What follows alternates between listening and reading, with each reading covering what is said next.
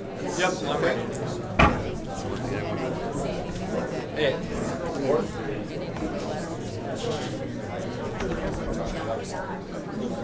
please make sure you guys are just talking into your microphones tonight. They're not on right now. Do you have an equalizer so you can dial us all? All right. Hello, everybody. Happy spring and welcome to the Door County Board of Adjustment. Tonight we have one case from the town of Jacksonport. It's an appeal, and I'll go into a brief dialogue of how we're going to handle that, but I want to introduce the board this evening. Seated to my far right over there is John Young, Monica Nelson, Bob Ryan, Fred Fry, and representing the planning department this evening is Rick Brower and Jeff Cuso. One of the powers and duties of the Board of Adjustment is to hear appeals, and that's what tonight's hearing is all about. We're hearing an appeal from the Door County Resource Planning Committee, and I want to go through how we're going to handle that this evening, but a couple of things. Please make sure that all your cell phones are turned off, and we will be taking a 10-minute break at 8:30 this evening, and I hope that we don't go into the wee hours of the late evening or early tomorrow. We'll see how things are going after we progress once we take the break. So it's important that we show courtesy to anybody and everyone that's offering testimony this evening, and I won't take any dialogue from the back of the room. So it's important that you come forward and state your name and address for the record, and we'll get through this all together. So I'm going to read briefly into the record how we're going to handle this evening. One of the powers and duties of the Board of Adjustment, as I explained, is to hear appeals. The standard of review for such appeals this evening shall be de novo. That is, the original decision of the Door County Resource Planning Committee shall be given no further consideration. Consequently, the board shall consider the application for such conditional use permit anew, and without any consideration given to the Door County Resource Planning Committee's prior decision on the matter.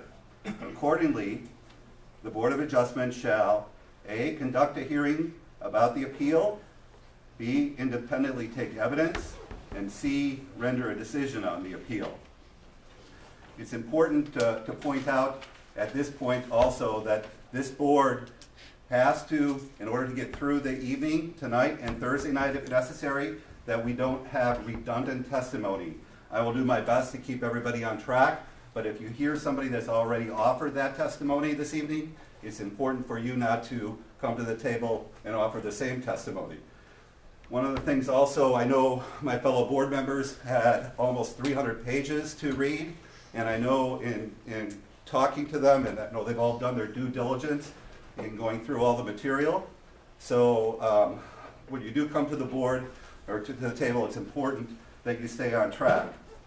The order of hearing for this evening, there'll be a reading of the appeal by me, an explanation of the appeal by the zoning administrator, testimony by those in support of the conditional use permit application, testimony by those in opposition to the conditional use permit application, rebuttal by those in support of the conditional use permit application, and rebuttal by those in opposition to the conditional use permit application. One of the things I want to emphasize at this point that it's important that once we get to the rebuttal phase, that in order to offer rebuttal testimony, you must have offered testimony in the first phase. So if it's merely just coming to the table for the record and get your name on the record, that's fine. But you can't offer rebuttal if you didn't offer any testimony in the first phase.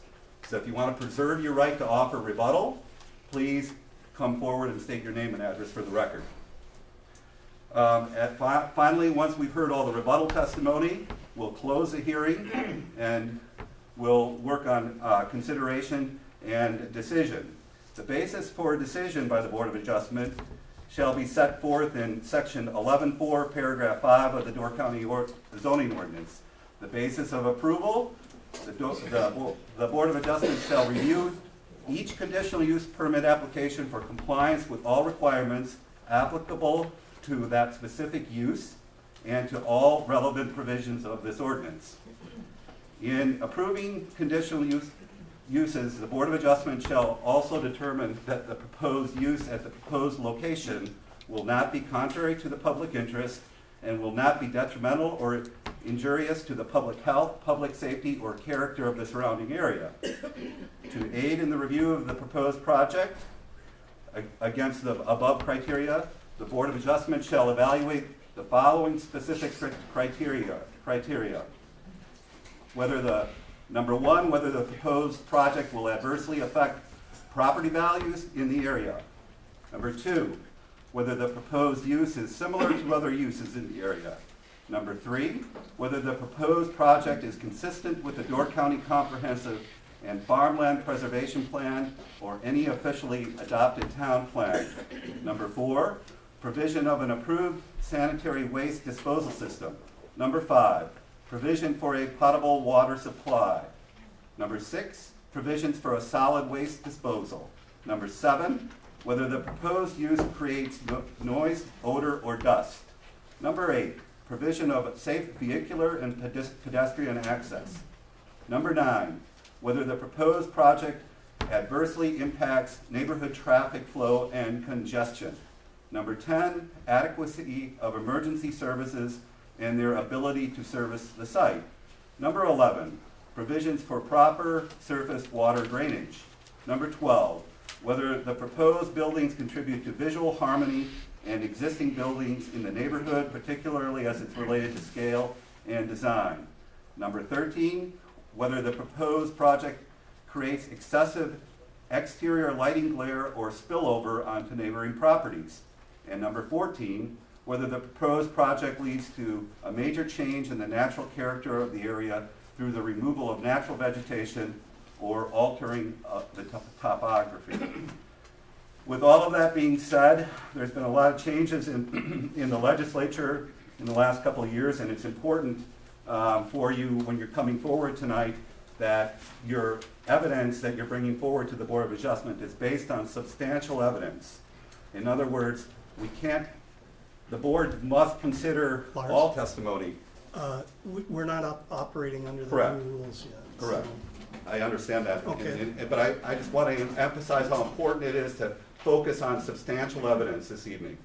So we don't focus in on hearsay and innuendo or rumors. It's important to come forward and state exactly what has happened in this area and why both sides, either for and con, can proceed.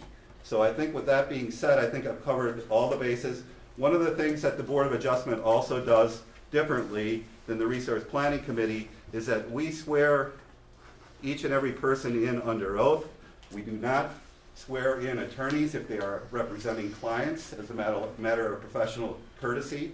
So when you do come forward this evening, I'll take a moment, once you introduce your name and address for the record, to swear each and every one under oath.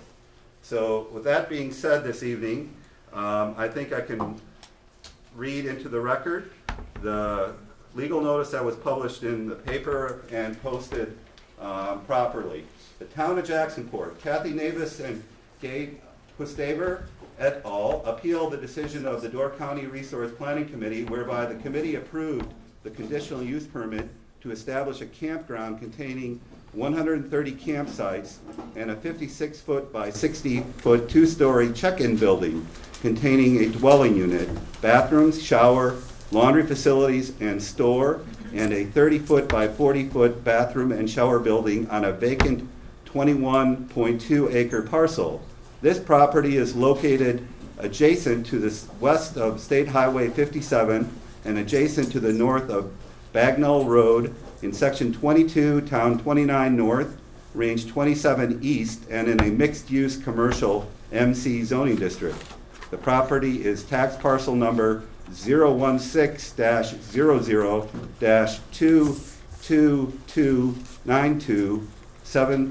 016-00-22292-741C.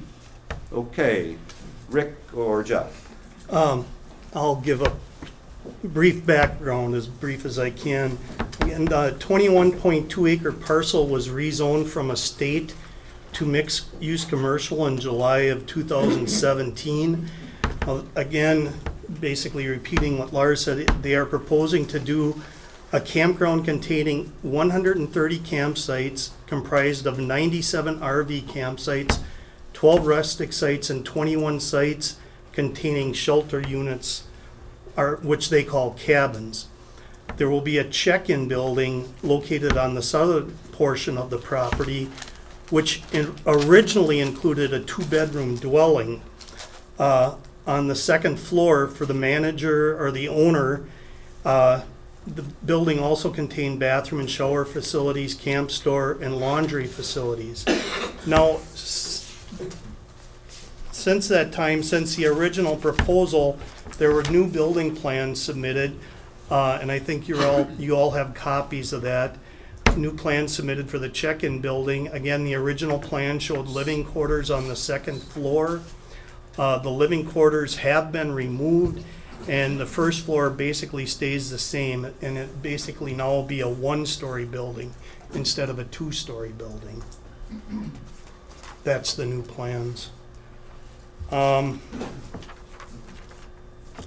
store and laundry facilities will be available to the campers as well as the general public. It should be noted that in the core area, parking requirements for these uses may be reduced by 50%. However, since the store and laundry facility will be open to the public, the applicants have chosen to provide all the required parking. And please note that the retail use and laundry facility are allowed. They're permitted uses in the MC zoning district, so they're allowed with a regular zoning permit. Now, the proposed septic field, septic tank, and dose tank are located between the check-in building and State Highway 57. To the west, there will be a dump station adjacent to the driveway access where camping units may be emptied. There's also a waste transfer tank located on the north side of the bathroom and shower building. A pumper truck will be used to transport the waste from this containment tank to the dumping station to be treated by the proposed septic system on the south end of the parcel. There's approximately 30 RV sites will have sewer connections to the transfer tank. All the shelter units will be stubbed for water and sewer in case the current rules change to allow the shelter units to contain bathrooms in the future. The infrastructure will be installed up to the shelter units, but no facilities will be allowed within the shelter units. The state campground regulations allow for these amenities. However, the county ordinance prohibits the shelter units from having a permanent water supply, sewage system, electricity, or heating and cooking facilities. The proposed stormwater management plan includes a dry detention pond, which would be located northeast of the swim pond, and a detention berm which parallels State Highway 57. The Door County Soil and Water Conservation Department have reviewed the proposal and provided comments in a memo from Greg Colthurst, Door County Conservationist, that was dated November 9th, 2017, and that was included in your packets. Just a little bit of a description of the surrounding area. To the north, directly to the north, the properties are zoned estate and range and lot size. The lots are primarily vacant agricultural land except for one house off of County V and a horse farm which is located 2 lots to the north. To the northeast, the properties are zoned small estate up to the Breezewood Lane. They are heavily wooded and contain a mixture of vacant and residential lots. And the lot directly to the north is owned by the applicant. South of Bagnell, to the south of Bagnell Road is a small vacant lot zoned estate. On the south side of State Highway 57 is 1 lot zoned mixed-use commercial, which is owned by the Historical Society. The remainder of the parcels in the area are zoned small estate. These lots range in size. One contains a carpet store, another lot contains a small residence, and the remainder are vacant. Beyond this, further to the south is 1 lot zoned light industrial, which contains a commercial storage facility. To the east, along the north side of Highway 57, there is 1 lot zoned small estate, which is a vacant lot containing pine plantings, followed by 3 parcels zoned small estate, then Breezewood Lane, which is followed by single-family zoning and mixed-use commercial zoning. These lots are smaller and contain a mixture of residential and commercial uses. And then to the west, all the land to the west, including to the northwest and southwest, is zoned general ag and is used as agricultural land with low-density residential use, with the exception of the Charter Cable Building just south of Bagnell Road. And the subject property, as you can see, is currently in agricultural use and is vacant. That's all I have, Lars, unless anybody has any questions. What was the reason for the building change? Do we know? The zoning change? No, the building change. To eliminate the living quarters on the second floor. Was there a reason for eliminating that? That was in The this? applicants will have to get into that. Okay.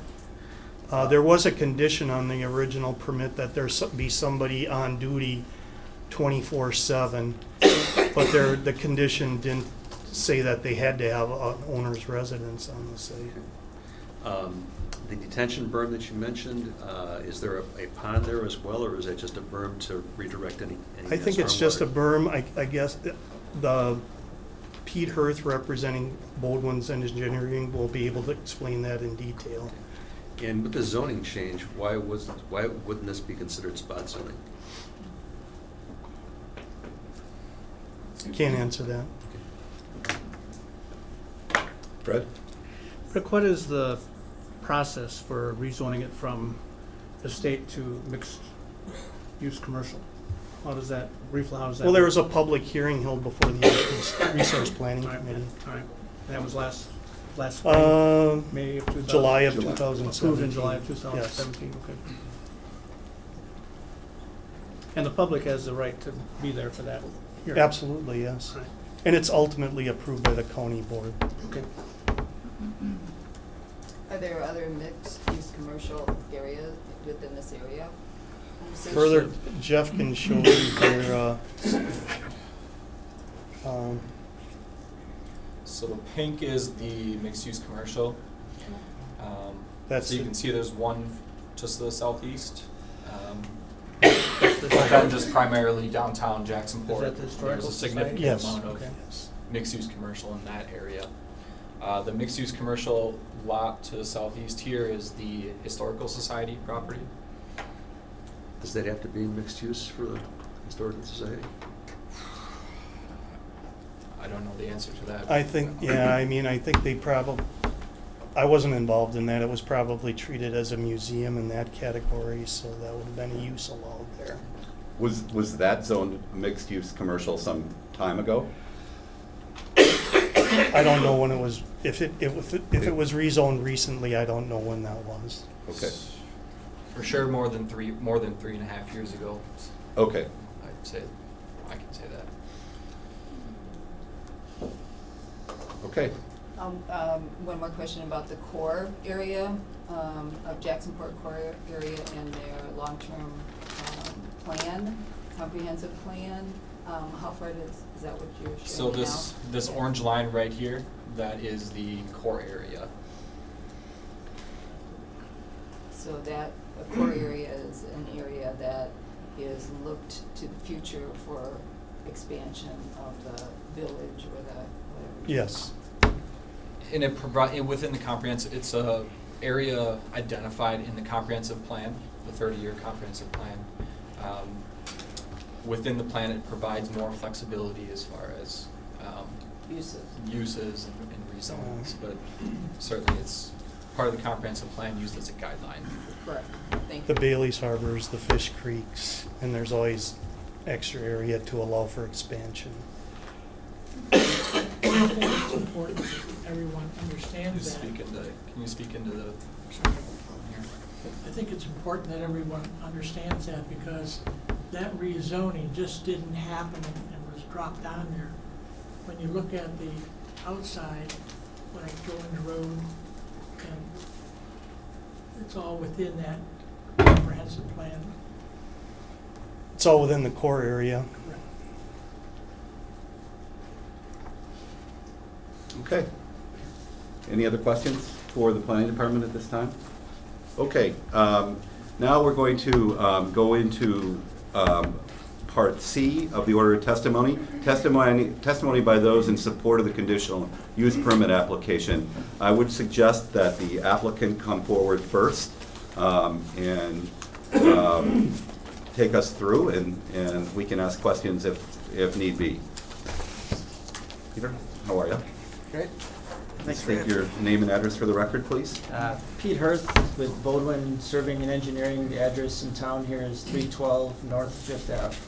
And do you swear that the testimony you're about to give is the truth? I do. Thank you. All right, well, thanks for having me. I'm going to be representing the owners in this regard. I'm going to spend some time up here now and go through a pretty extensive background and design and permitting process that we've gone through to this point. So I'll be pulling out folders as I go. I'll try to keep it moving along as quickly as I can. If there is questions, feel free to stop me and go ahead and ask. For myself, again, my name is Pete Hirth. I'm the president of Bodwin Surveying and Engineering. I am a licensed professional engineer in the state of Wisconsin. I moved to Door County in 1995, and I've been at Bodwin's for 23 years now. I was charged with the entire design of this thing from start to finish, and hopefully I can be the guy to answer any questions you may have. The property itself, which the owners will elaborate on a little bit after I'm done, but it's been in the family for 3 generations, and they had come to me and decided that the campground was the way they wanted to go. It's their dream, and I put together the design and the layout based on comments from a consultant they had hired from the Madison area, and we developed the overall site plan. I don't know, Jeff, if you want to throw the... You Thanks. Want that one up? Yep, that's perfect. As stated earlier, the parcel has been rezoned to mixed-use commercial, which does allow this use that we're proposing tonight. The town has seen this proposal on several occasions and voted unanimously in favor of this project 3 times. You will hear from town board members' testimony tonight. They may be able to elaborate as far as how it meets the vision of the town moving forward. As earlier stated, we did present this to the RPC. A lot of this will be similar testimony to what they received.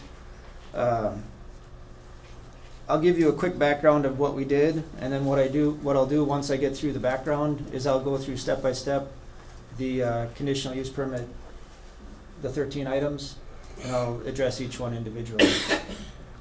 So step 1, we did verify the lot lines through a land survey.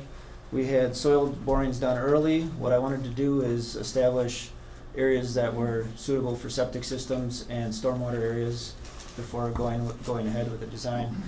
Can I use that red pointer?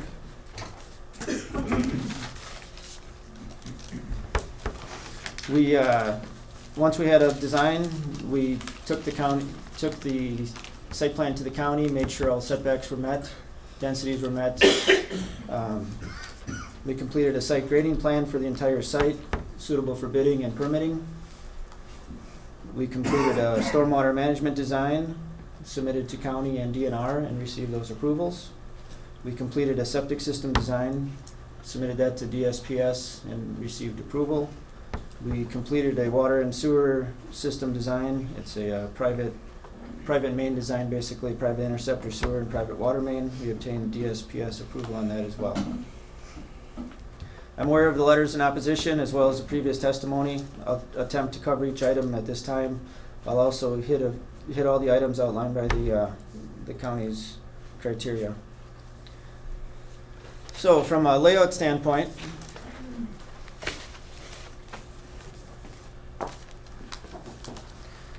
overall area of the parcel is 21.91 acres. The impervious surface area allowed is 40%, and we're at 34%. So we are under the county's requirement by 6 percentage points. Under the campground zoning regulations, the maximum number of recreational vehicle, trailer, and campsites shall be 15 per acre. That would allow on this size site 318 units. We are proposing 130. So as written, the code would permit 2.44 times more units than what we propose. The minimum dimensions of a recreational vehicle, trailer, or campsite shall be 25 feet wide by 40 feet long. That would be 1,000 square foot designated for each unit. We've selected to do more generous units to provide additional space between units and make them nicer campsites.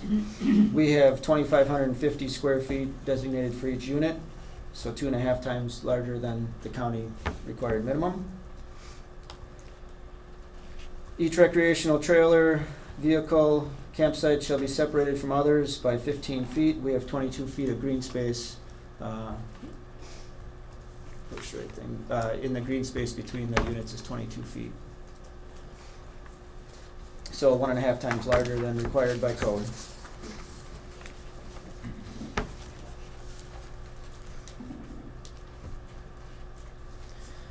The town board, I know, will testify later regarding benefits, regarding tourist spending, bringing more people to the Jacksonport area. The owners will talk a little bit about the impact they anticipate as far as local businesses in town. We're thinking this is going to be very positive. Of course, when you go camping, you take some groceries. There's going to be opportunities where the grocery store in town may benefit from all the people. Certainly on a rainy day in a campground, people go eat lunch and go to a tavern or what have you, so I think this will be great for the community. As far as benefit to the county and town, there's obviously some tax impact benefits. Currently, it's only a $47 a year tax bill due to the agricultural use. Depending on the value here, we anticipate $20,000 to $30,000 in tax revenue that will be generated by this project. There's a 50-foot buffer shown around the entire parcel. That is shown, you can see these symbols here all the way around. The county regulation is 50 feet. They also require extensive landscape screening in that area. And as shown there, we have 289 proposed trees in that buffer area, each one being a maximum of 10 feet of spacing, and we did stagger those. The RPC approval, which I know is not pertinent, but they did require a 6-foot-high deer fence, is what we called it, along this border, basically to protect the neighbors from anybody who may want to wander into their forest. So that was agreed to by the owners. I'm not sure if you'd be, if that's a discussion point later. We have agreed, I guess, just to let you know. That How high? 6-foot-high deer fence. And I do have a picture of that I can share with you later. Any materials I show you tonight, I'd be happy to leave with you. If it's important, hopefully I can explain it and show it to you and get copies as needed. The code requires 2-foot-high pine trees, one every 10 feet. I did a little bit of research. I'm not a landscaper.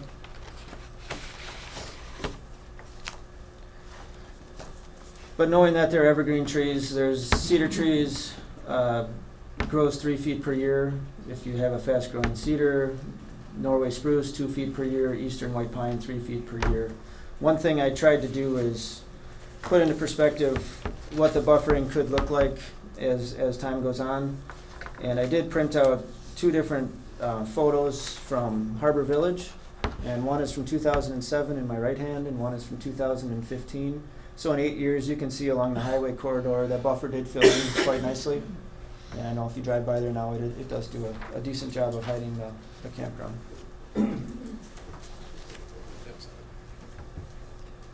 Pete, the trees are going to be just 2 feet high initially, Right. then? Okay. Yes. Can we look at those? Can you turn those back so we can see? They'll be part of the record. I think that's Pete's the only one that he has. Yeah, I'll We'll leave them leave here. everything with you. Pete, is that Yes. 2 feet high above ground? Right. Yes. So in essence, it could be 3 feet. Right. And obviously that's the balancing point. There's a reason the county has a 2-foot requirement. if you get above, if you go purchase a 5-foot tree, it's multiple cost-wise, obviously. So they do have opportunity for them to grow into, to provide the buffer. Thank you. Pete, the 130 sites that are planned with a, I guess, approval of over 300, is there any kind of, is there room to expand beyond 130 at a later date, or is that planned to be the ultimate number? That would be the ultimate number. There's really no room to expand on here. Okay, because of the extra size lot in the common Just the way areas. it's laid out All right. would be, yep. Is there a size limit for the RVs that'll be accepted there? There is no size limit when they rent out the units. We do a 75-foot long bay is what we do from here to here. And that's what the industry's been telling us as far as what they want and what they need to get the rigs in. And we've looked at radiuses and everything else as far as pull-in, drive-through units. There's a lot of them, as you'll notice, are the pull-through units, which is very desirable, makes it easier. The only ones that are back-ins are where I need it to. So a lot of them are pull-throughs, which are real nice. There's a chance that 75 is pretty long. It's a pretty long RV. Right, so you can fit your RV and then the truck attached to it in that 75-foot. Pete, can you clarify for me the septic system design? Are there any holding tanks proposed for this property? I'll get into that in just a minute. Sure. If you could, it's on the list here. Sure. Hey, one other question on what you've covered so far, Pete. You talk about a $20,000 to $30,000 tax benefit. Is that what you're figuring the property tax will be on this site? Yeah, the way I came up with that, which, right or wrong, it's $2 to $3 million total value by the time they invest in the buildings, the infrastructure, the little cabins, all that stuff. And then I just took the mill rate of Jacksonport, and that's how I computed that. Since you brought up the figure of $2 to $3 million, do you know if the applicants have secured financing or a letter of commitment of financing? I believe they do. The bank is waiting for this board's reaction before finalizing. But yes, they have been. That is in order. One map I do have that I'll flip up on my board is a setback map that I'll point out a few things. Brooke, if you could. The one with the setbacks to the highway for each of the buildings.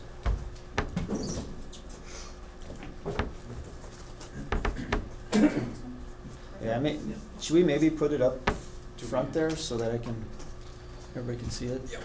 And then you can use your pointer too, so Yeah. I think that. Yeah, that'd be great if the easel.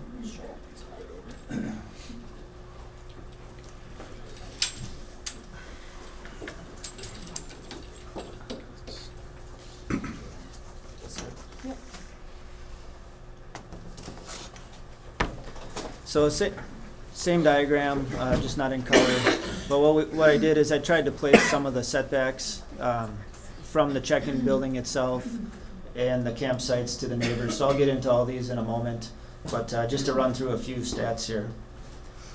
The check-in building is placed 510 feet from the center line of Bagnell Road.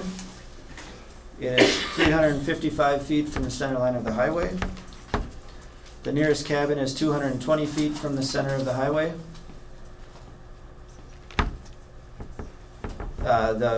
I did a comparison at Harbor Village, and their campsites are 200 feet to the center of Highway 42 in that instance. One thing we took a look at, which I have a little more information on, is the view of this thing from the highway itself.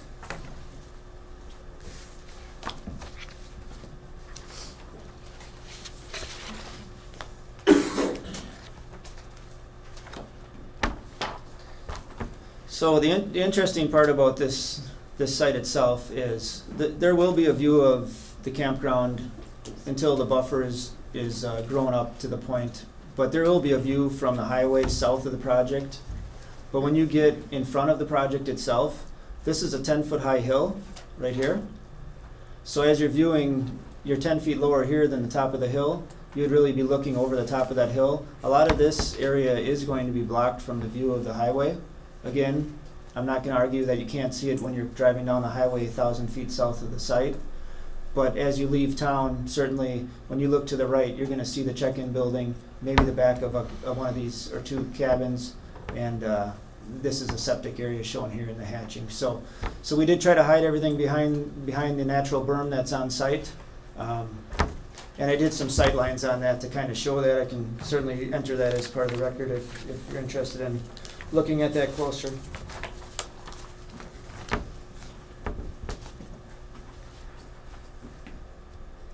One of the assets of this thing is a decorative swim pond, and I think, Rick, you may have a picture of kind of what we were thinking of that may look like.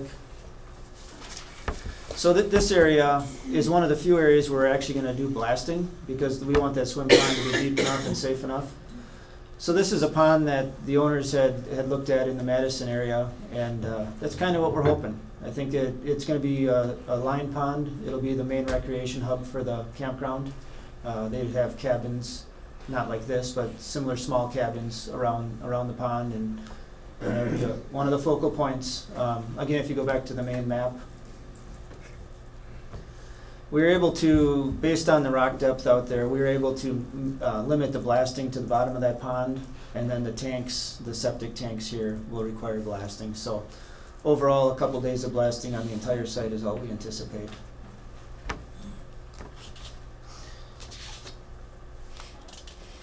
How deep is the pond going to be?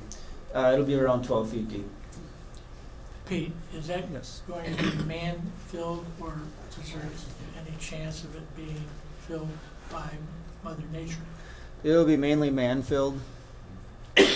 I kept the lower areas of the site where drainage will go for my stormwater features, which I'll explain later. So this pond is dug in, backside of that hill, and it'll be a man-filled pond. Okay, so it has a liner then. Yes, it has a 40 mil HDP liner. So is there going to be a possibility for fighting fire, because there's no water, as you well know, they could use that as an emergency situation if there was a catastrophe? Right. We have not discussed that with the fire department. I know Tom Ash is in the crowd tonight, fire chief. And if he would have comment, we'd certainly be open to whatever makes sense. But at this point, no, we haven't provided a riser pipe or anything for fire protection at this time. Thank you.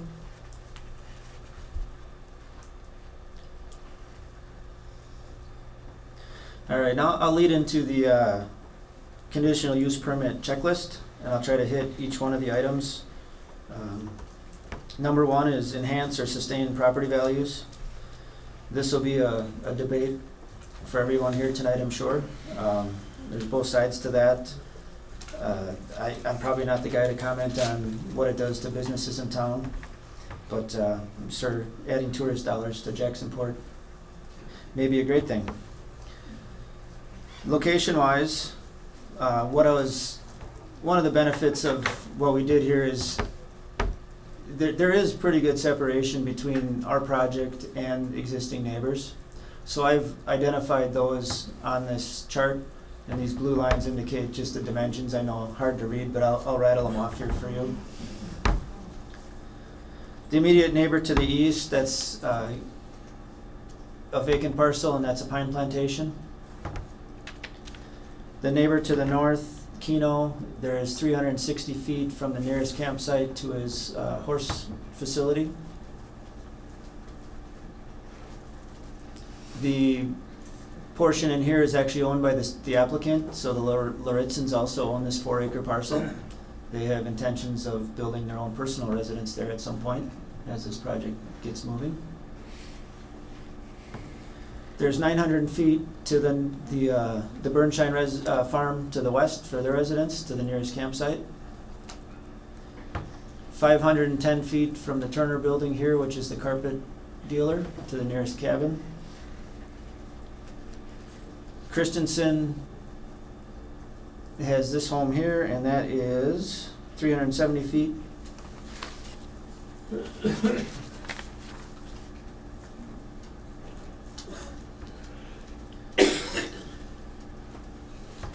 And I can't read that. Does that say 400? Do you see that, Rick? Yeah. To the Menier property, the home studio. So that's the location. Again, pretty big distances to any neighbors. Nobody's right on the lot line. The next criteria in the conditional use permit checklist is similar uses in the area. So what I did is I did research, and there are 8 existing campgrounds within 8 miles of the site. The proposal is in the middle regarding size, density, and has less than half the sites allowed by code as stated earlier. So from a distance from this campground, I guess similar uses in the area. How big is the area? Frontier Wilderness is 4.5 miles away. Harbor Village 5.5, Rustic Timbers 6, Bailey's Grove 6.5, Beantown 6.5, Bailey's Woods 6.5, Egg Harbor Campground and RV 7 miles, Monument Point 7.5 miles. So from a density standpoint, a number of sites per acre, Bailey's Grove was the highest at almost 12 sites per acre. We fell right in the middle at 6, just under 6 sites per acre.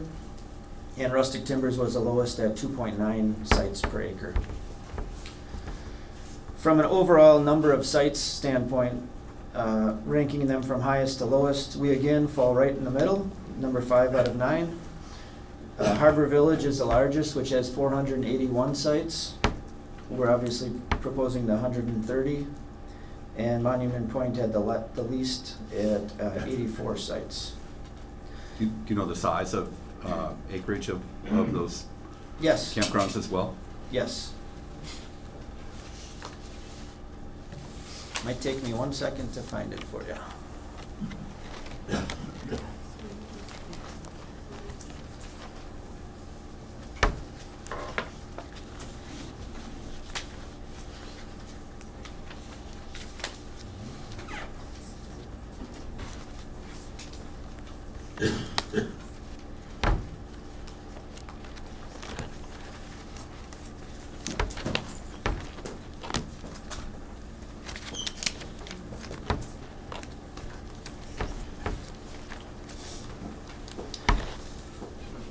I'm not coming across it right here, but we can certainly do the math, Sure. because I have the sites per acre. So 12 sites per acre for Bailey's Grove, and multiply that by the number of sites, you'd have the total acreage. So I think what you're looking for there is just the density of how many sites are per acre, so that those first density numbers I gave you, anywhere from 12 to 3, and we're at 6. So we are right in the middle. Egg Harbor Campground and RV Resort was at 8, Beantown at 6.24, Wilderness at 6, we're at 6, Harbor Village at 5.5. So we're in that range of density. What was the 12 sites again? 12 sites per acre? That was Bailey's Grove Campground. Grove.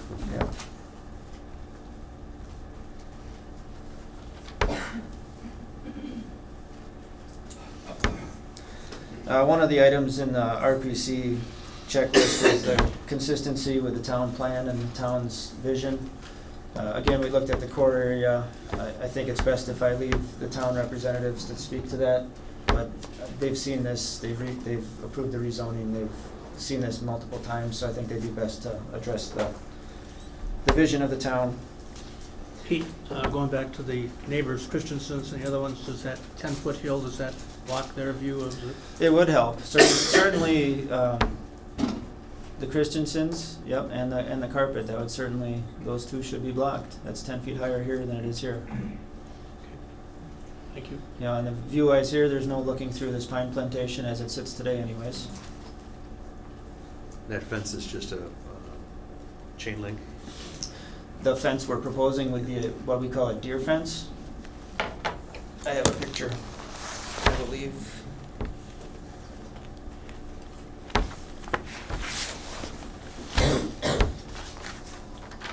So this is what we had in mind. Similar to what you see at a deer farm kind of thing. All right.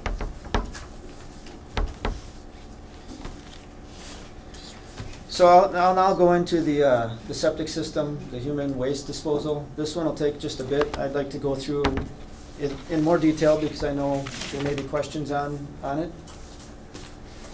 First off, I guess to kind of go through my qualifications and our company's qualifications, doing large-scale septic systems is one of our niches. We actually do it throughout the state. I'll read through just some sizes and some projects we've worked on recently. This septic system, I'll go through the numbers, but it's design flow is around 5,000 gallons per day. So keep that in mind as I go through these. St. Francis Borgia School in Cedarburg, 8,250 gallons a day. Woodside Sports Complex, it's actually the largest sports complex in the Midwest in Mauston. It has actually 100,000 gallon a day septic system design that we did. And that would be the largest one in the state on its own individual on-site disposal system. I'm sorry, where was that again? That's in Mauston. Mauston. Yep, just Thank west you. of Mauston. Yep. Jandu Petroleum is the convenience store in Carlsville you may be aware of. That was a newer 3,000 gallon a day system put in a couple years ago. Boulder Junction School, 4,700 gallon a day. Southern Door School, this was real old, done in 1987 by my predecessor, but that one's still up and running. It's a mound system at the Southern Door School. We did a condition report on it about 2 years ago, and it's remarkable how great that system is doing. What's the capacity on that? That is 15,600 gallons a day.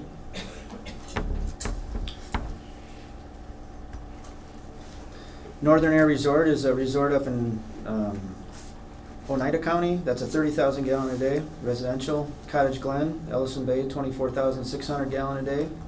At-grade system, similar to the disposal type we will use.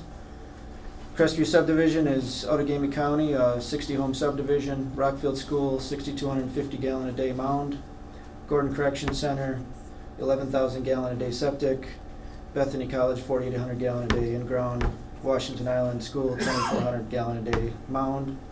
I did a Shotzi's Northern Douglas County Resort and Campground 2 years ago. That was 2,160 gallons. So just to let you know, we do these. We're also working currently with the town of Washington regarding any kind of on-site options they may have for their holding tank waste on the island. So this is part of what we do, and we're very comfortable with the design we did. That it'll work. Is there anything else in Northern Door that has this capacity or more? Yes, I will go through in just a bit other campgrounds Right. that are on septics. But yeah, that's the entire list we did here is about this size or larger. Okay. So it's not out of the ordinary. So going through the design, I'll just try to touch on the hits of it. But the first thing we do in a design is we do soil testing. And in the septic area shown on the map here, in this area, that is the top of that hill, we were able to find borings that all exceeded 36 inches to the limiting factor, which in this case was seasonal water table indicators. So in soil evaluation that was done by Dan Vanderleest, it identified the majority of the soils were cobbly fine sandy loams down to a depth of as deep as the backhoe went that day, which is about 5 or 6 feet. So again, pretty ideal for an at-grade system, considering we're in Door County and some of the depths to bedrock that are out there. We certainly picked the best spot for the septic as far as soils went, and avoided putting buildings or campsites on that for that reason. This will be conventional septic? It'll be an at-grade. I'll run through the. So I'll try not to bore you to death, but the total code flow again is 3,550 gallons per day. You multiply that by 150% for a factor of safety. That's how I come up with the 5,325 gallon per day design flow. Soil test indicated that we could use a 0.6 gallon per day per square foot loading rate. We selected 0.4 to be conservative. Therefore, if you use, I used 0.4 rather than 0.6, which basically resulted in the footprint of the at-grade system to be 50% larger than if I would have used the more aggressive number, so it is oversized in that regard. Using the 0.4, I need 13,312 square feet of trench, and that's using 150% of code flow. Based on, if we would have designed it to its minimums, we would have needed 5,916 square feet. We're providing 13,000 square feet. You do the ratio there, we're 2.25 times bigger than what if it would be a minimum design just based on the code flow. So we're certainly not skimping on the septic size. The one other thing we have going for us is the the tanks that feed the system. There's a 12,000 gallon septic tank here. There's a 5,000 gallon dose tank here. In that dose tank, I have 4 pumps. Each one has a quarter of this field. So you have 4 specific zones that simply you can close one off if you need to by hitting the breaker for that one pump. So this allows us several things. One, if there would be an issue in one portion of the system years down the road, it's easy to shut that down for maintenance and continue operation. 2, on non-peak times, if the the campground is only 25% full, we may choose to rotate some of those to give them rests.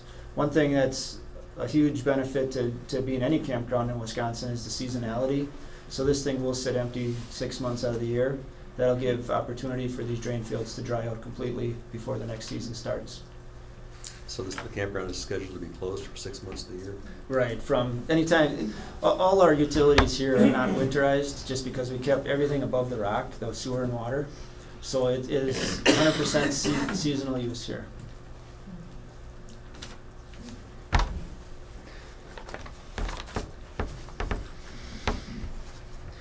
As far as the drain field itself, it is an at-grade system. Each one of these cells that are shown here are 9.5 feet wide. There's 5 feet between them. Basically, you're using the existing ground as your bottom layer. You plow it, you place your stone, you put your pipe on top of your stone, and then you cap it with soil. So it's similar to a mound system that you may be familiar with, except there's no sand. You don't have to haul in any sand because there's plenty of separation in the existing soils.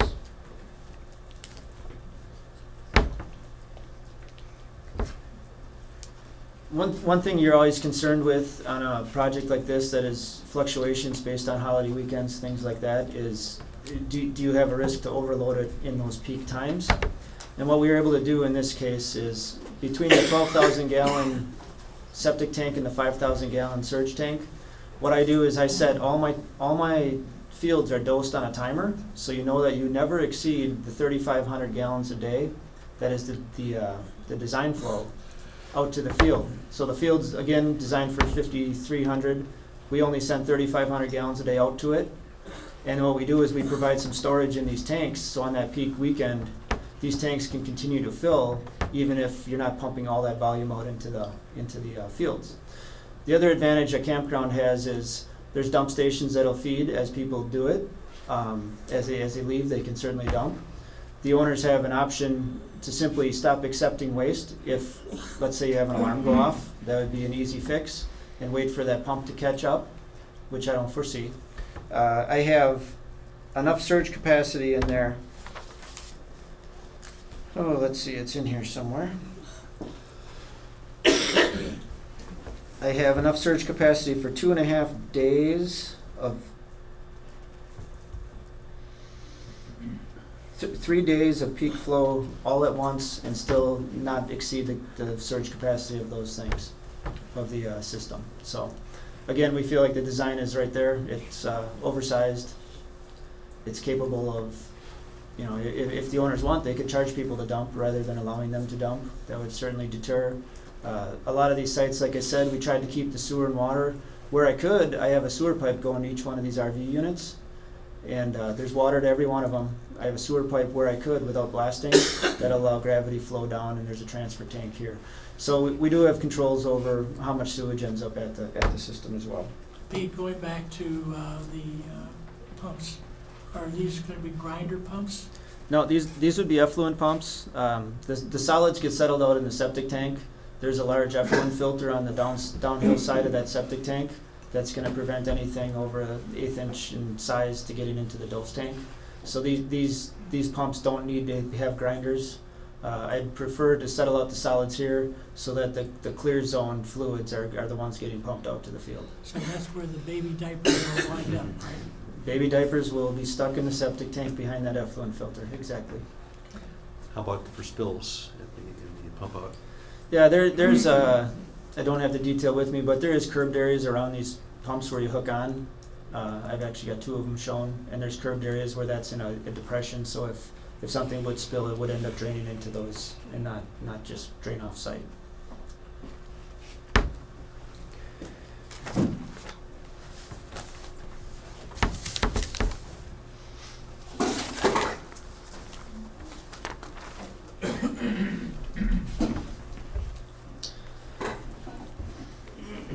One other discussion that's been brought up at previous public hearings is RVs add a chemical to keep the Yes.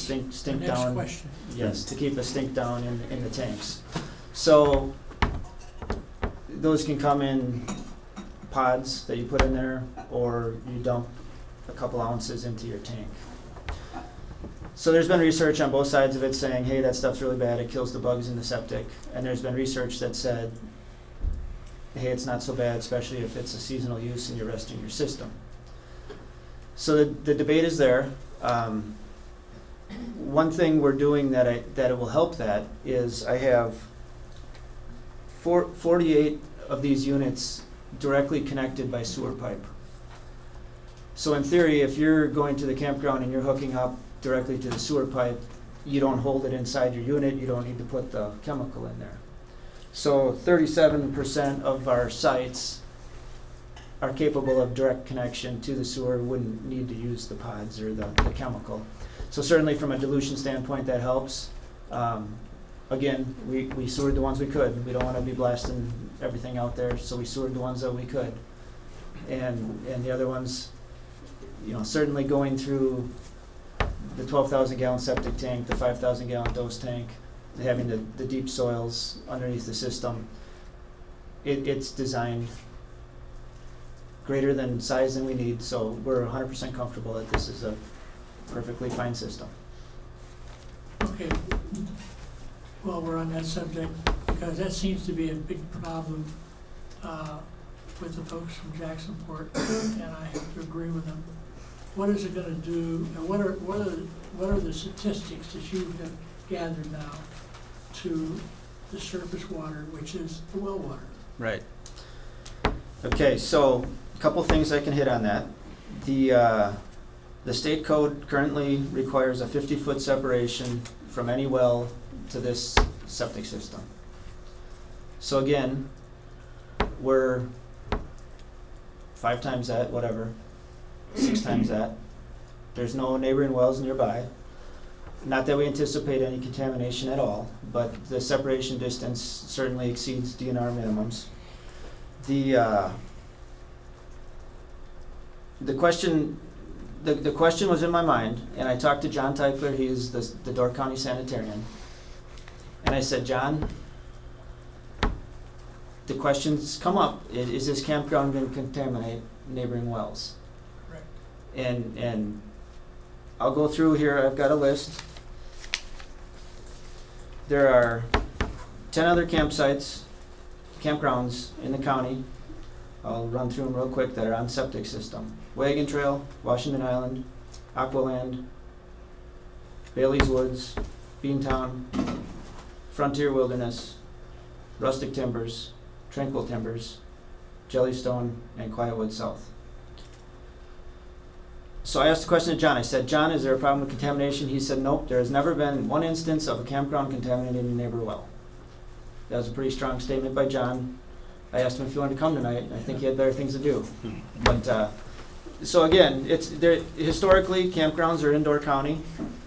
We've got a little better soils than some of these listed here that ended up on mound systems. It has not been a problem. The other thing that the owners of this campground, you know, you can read, all I did is Google in environmentally friendly odor control for RVs, and there are options. They're certainly going to stock that in their camp store, promote that use. You can't control everybody, but I think the combination of connecting a bunch of them to the sewer is a great idea, and providing that as an alternative with some education to people, please use X brand or instead of Y brand. So I hope that answers your question. Pete, you said that 37% of the sites are sewered, and when you came up with that figure, you indicated that you were concerned about blasting in that area, so that's why you decided to stay at the 37% Right. and not go higher. Right. You know, with the seasonality of it, it's okay to bury the sewer lines 2 feet down, 1.5 feet down, but at some point you create a dilemma where you can't gravity feed the whole thing without dropping your tanks way deeper and blasting in a bunch of the sewer lines. So Cost is a big point, destructiveness during construction, timing, all that stuff played into it. But certainly we are sewering the ones that we're capable of sewering.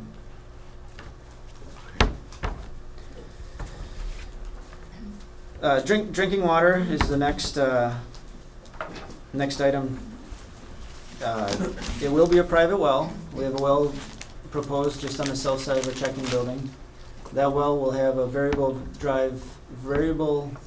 frequency drive pump and or a pressure tank, which will serve this entire development with water.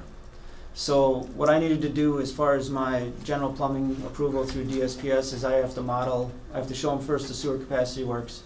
Second, I have to show them modeling the water system that you'll have adequate pressure to each one of these sites. So based on that analysis, I ended up with 2-inch, there's some 4-inch right near the start of it, but mainly 2-inch lines and 1-inch risers to each unit. And we were able to maintain the modeled pressure there. So the other question when it comes to water is always, what's your impact to the aquifer? Are you drawing down the aquifer? Is it causing issues to the neighbors' wells? If you take the 3,550 gallons per day, which is the same as the septic code flow, and you figure all that water is used in 12 hours out of the day, because people are sleeping half the day. And then I took that number, which would be 3,550 divided by 12, divided by 60 minutes per hour. It turns out to be just under 5 gallons per minute is your constant flow during that 12-hour period. So then you put on a factor of 5, assuming a bunch of people go in the shower at 9 a.m. You do a factor of 5 for a peak flow factor, and you'd only need 25 gallons per minute from the well. So that's what we're anticipating. This whole system could be served with a variable frequency drive pump and or a pressure tank that compensate for those peaks. Use 2-inch lines predominantly throughout and end up with our pressures and only be sucking around 25 gallons out of the aquifer per minute. So this wouldn't be considered a high capacity? No, high capacity well is if you exceed 70. So one thing we did as far as the well itself, we took a look at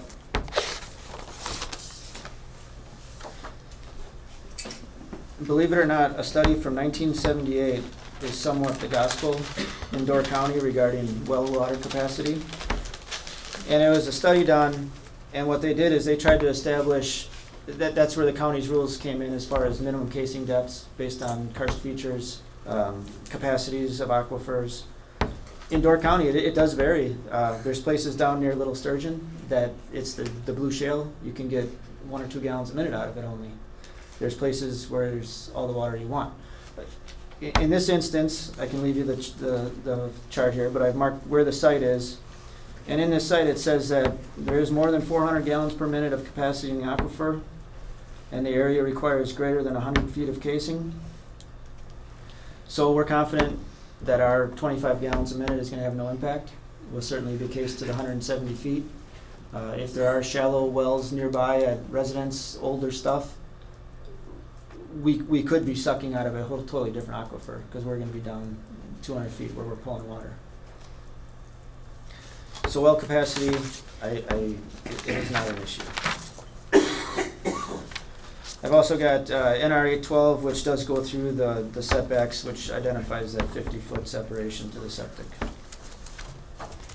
In the event of tornado or our famous power outages that we have in Door County, that sometimes last 5 and 6 days, do you have a backup system to run those pumps? I do not know. That's up to the owners. I imagine they have a provision. It's going to be a mess if they don't. Right. Thank you. Next item is garbage and recycling. A commercial hauler will be contracted, dumpster enclosure planned out of sight of the general public. That's up in this area here on the map. Impacts to neighbors. This is one that we'll have much discussion tonight, I'm sure. So noise, greater than a football field away from the nearest home. The owners have identified they're going to have strict quiet hours from 10 to 7, 10 p.m. to 7 a.m. Odors, there's obviously campfire smoke. Again, where the septic tank, we don't anticipate odors from that, but it is located where it's nowhere near impact. Again, they're running a business here, and obviously they want it to be a nice place as well. The owners can talk a little bit about how they're going to enforce their quiet hours policy, but the bottom line is if somebody is causing a ruckus, you have to have them leave your campground. I reached out to 2 people today, hoping to get some more data for you.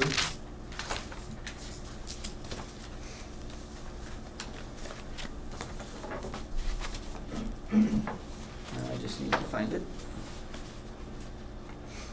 So the first person I talked to is Josh Krapinski. He runs Bailey's Grove Campground. They're actually doing a 24 site expansion that's being constructed right now in Bailey's Harbor. And we did the design for Josh. And I asked him, I said, give me the scoop on noise and odor and neighbor complaints and everything like that. And he said in 11 years he's been running it, he has not had complaints because he's very strict on enforcing the rules. He said he's filed a few complaints against the apartment building nearby, but they have not reciprocated. So, you know, his story to me was no complaints. It's all up to the person managing it. If they're establish the rules and follow them, it's fine. I also reached out to Pam Crowell at the town of Egg Harbor. The Harbor Village in Carlsville is in the town of Egg Harbor. She also stated that they have a total of 5 campgrounds in their town. And I asked her complaints and noise and odor and what they've experienced. And I posed the question, I have my hearing tomorrow night for the campground up in Jacksonport that I designed. How many noise or odor complaints do you receive annually for Harbor Village? Any info would be helpful. She said, none that I can recall. And then later in the day, she replied and said, the town of Egg Harbor has a total of 5 campgrounds. In the 23 years I've been at this job, I can't recall any complaints about campgrounds. So I'm not saying that campgrounds can't be bad neighbors, but the experience of the 2 people I spoke with certainly sounds like it's a manageable thing.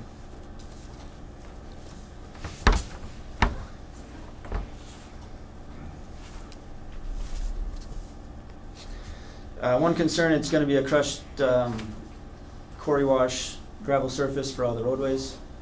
Obviously you have concerns about dust. The owners have indicated they don't want a dust bowl in their campground, nobody will come back. They would water those down as needed to manage the dust within the park. Number 7 on the list is safety issues. Obviously there's been a lot of discussion about the intersection with Bagnell Road and Highway 57. So I'll try to touch on that. If you could, yes, please, Brooke, throw the. Could you throw the one with the dimensions to the intersection?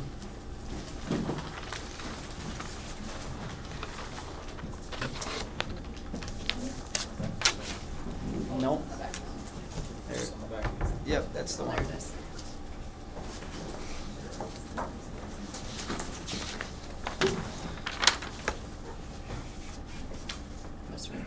Yep, perfect, thank you. So a little hard to see on the map, but this is Bagnell Road, this is Jordan's Road, this is Highway 57, this is our project site right here, this is where our exit will be. So one of the concerns is obviously if somebody carrying an RV, trailering an RV unit is turning left into the site, if somebody's turning right into the site, how does that impact the safety at the intersection? The DOT regulates intersection improvements, not a private developer and not the town. Now the town can suggest things to the DOT, but ultimately the DOT relies on accident data to justify any improvements to intersections. So what I tried to do, which isn't real scientific, that's somewhat scientific, but I took a distance where I know you can comfortably see if you're a car here heading up the hill, you can see the intersection.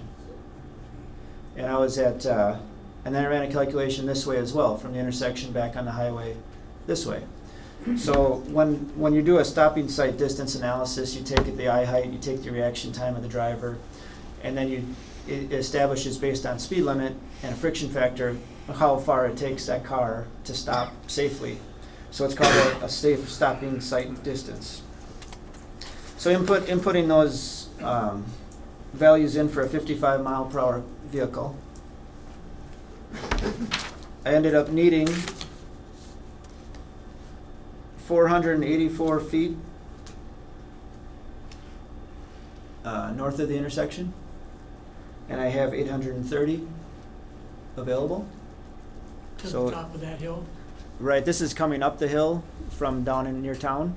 Coming up, I have 830 versus 484 required. And I kept my sight triangle just in the right of way. I could probably stretch that a little bit, but 830 for sure is right there. Coming the other way, this way, assuming a rig is gonna be turning left, I needed 519 feet of stopping distance, and I have 2,000 feet. So again, if there's an accident here, it's not because these people didn't have time to stop. There's plenty of sight distance both ways. The angle of the Bagnell Road is not ideal. You like to tee them up at a 90.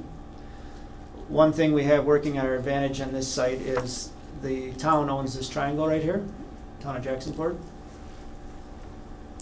So the town has offered to work with the DOT and agreed that if the answer is let's turn this road and bring it in at a 90 here, that land is available to do such. So we looked at just unit costs of asphalt, gravel, grading, and it's around $25,000 to turn that and square that up.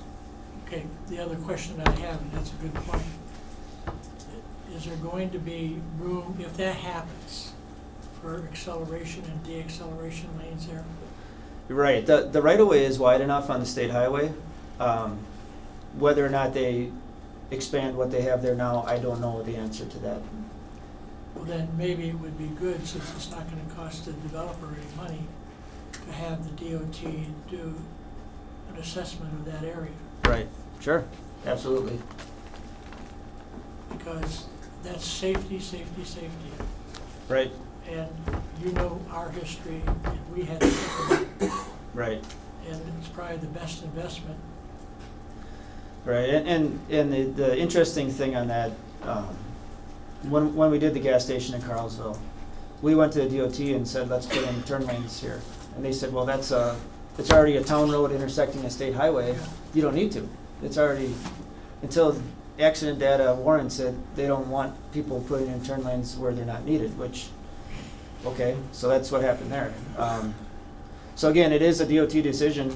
We can't offer up improvements in the state highway. Not only perhaps is it a DOT decision, it's probably somewhat politically motivated, and whether the DOT has the funds to do it. The other thing is, in that immediate area, just to the south of there, I believe is County Trunk I and County Trunk T, and as you're traveling southbound on Highway 57, both of those have turn lanes southbound. Right. And so obviously there probably was never any consideration for that at this site because of the nature of the traffic, but those are county roads, and this was a town road, I believe, Right. Bagnell Road, and with County I and County T having turn lanes on them, it would seem logical to make sure that what John is echoing, that the DOT take a long, hard look at this based on the project and scope of this design. Right, and I know Mr. Halstead's in the audience, the town chairman, and I know there's been a lot of discussion about this, so he may be able to shed light on that as well, as if, I'm not sure if he has formally requested a change to the intersection or not, but that would be something that can be done. The other thing that was part of the discussion at the previous board level was just a simple posting in our exit that says, please take a right when leaving with a rig. with the idea that if you pull out right here, you can come down and maybe this is a safer, or maybe they continue across and you split up a little bit of the, constantly go in the same direction. But So Pete, you know that story. I'm not going right. I'm going left. I'm going to Al Johnson's.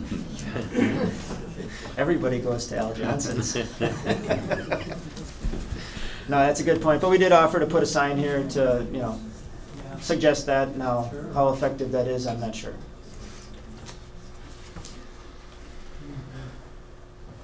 A few numbers that I do have that I'm not so sure how helpful they are, but I will offer them. The DOT counts on the highway are about 4,000 vehicles per day along 57. The traffic counts in Carlsville in front of Harbor Village is 6,400 cars a day. And again, we have 130 sites compared to their 481 sites using one exit. Not that it's working great there, but it's working. You know when those traffic counts were done? I don't have the exact date, I just pulled them off the DOT website. For a comparison, the traffic just south of the mill on before the split is around 11,000. Next item on the list is emergency services. I see the Jacksonport Fire Chief is here. He did sign off on our original application saying that safe access for emergency vehicles is provided here, and he's okay with it. Surface water drainage.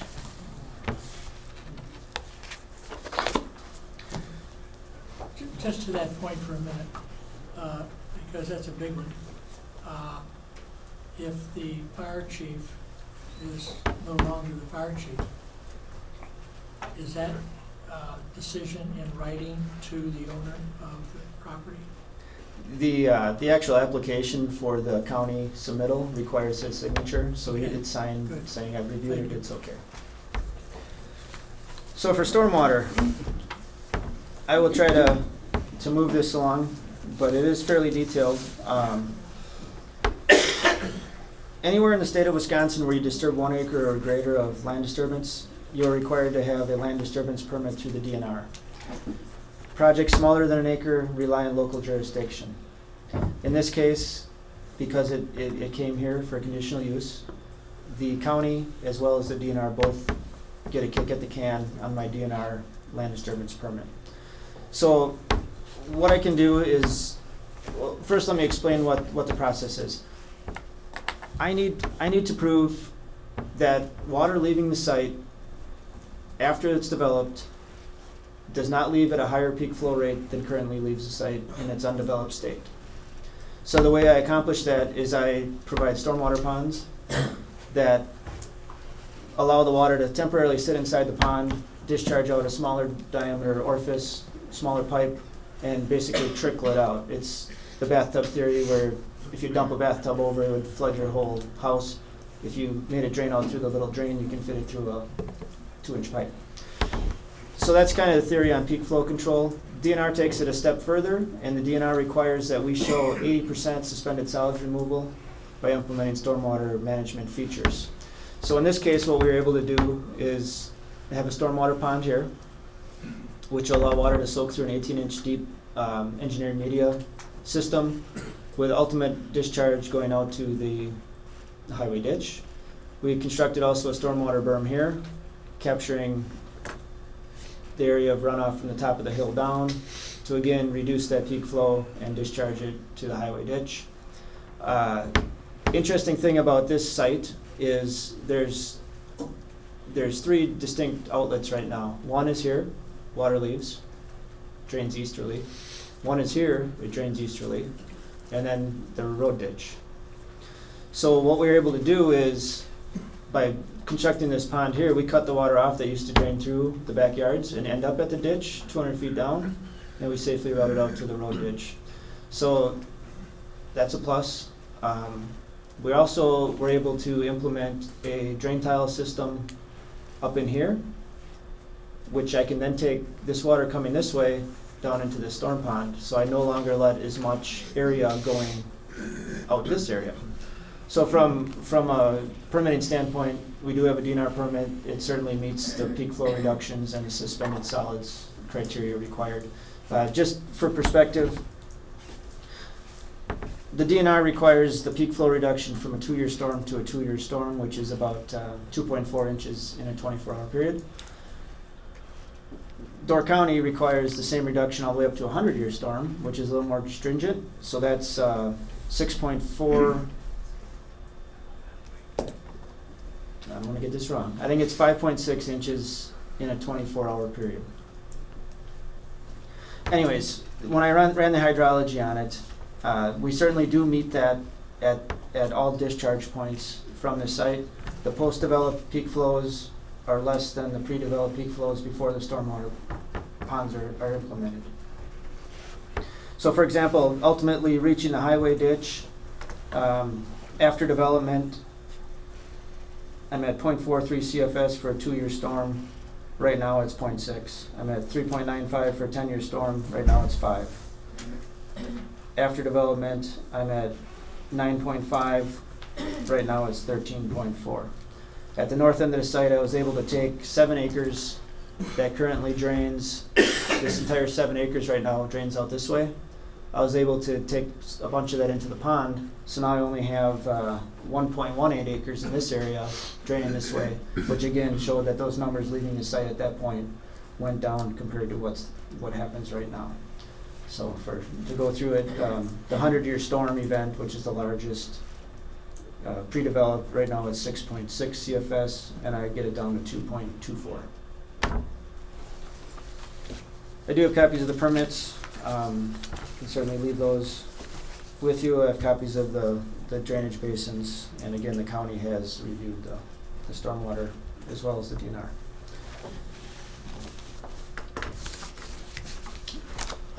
The reason we separate the swimming pond from the storm pond is obviously you don't want to be adding any pollutants to where people are swimming. That's why they're not part of the same system.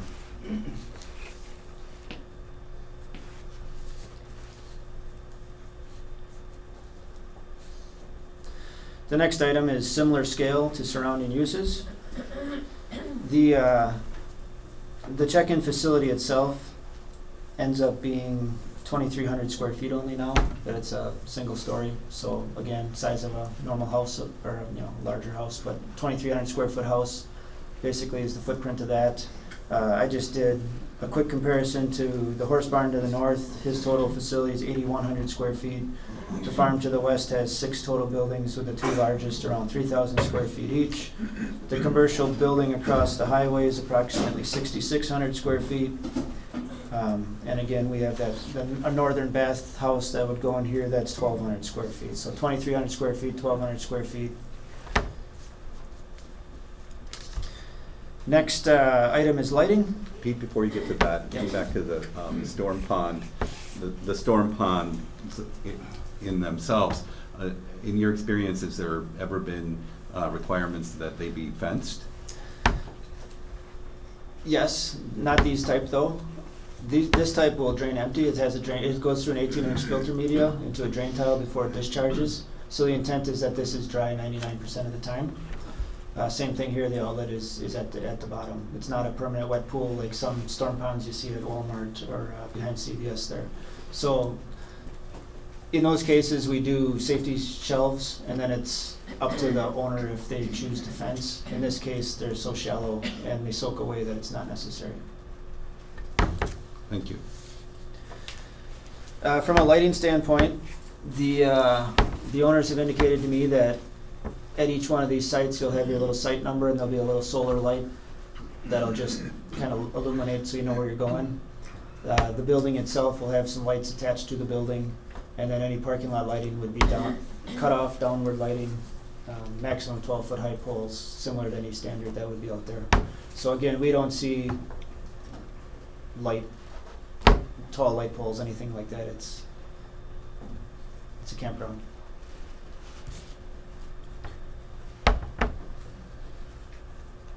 Changes to the character. So it's 100% farm field now, and it's going to be a campground. So there is a change to the character. The The grade, we tried to work with what we had, so we didn't have to haul 10 feet of fill in here and cut 10 feet of fill out of here. We worked with what we had to make it work.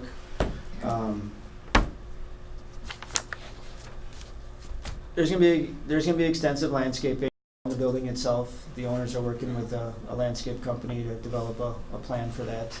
Again, we've got the landscape buffer shown completely around this thing. That's got the tree every 10 feet.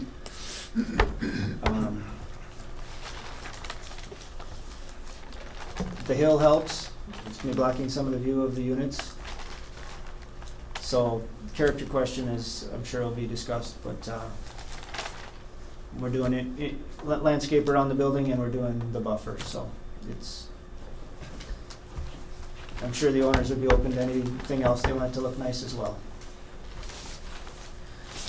Rock excavation, again, we're minimizing it, just a little bit in the pond and the tanks.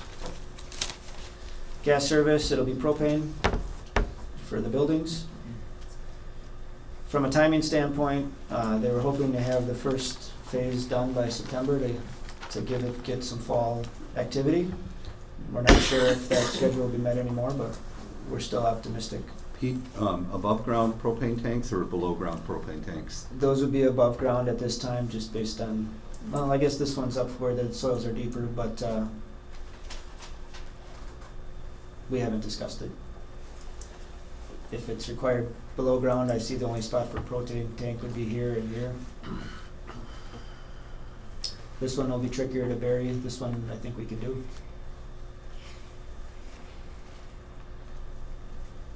And in the main area there of the units, what is the depth of the topsoil again? Topsoil depth, based on those soil reports, was the total amount of soil. It averages about 2 feet in areas that aren't on top of that hill. Okay, yeah, they'll all be above ground. Yeah.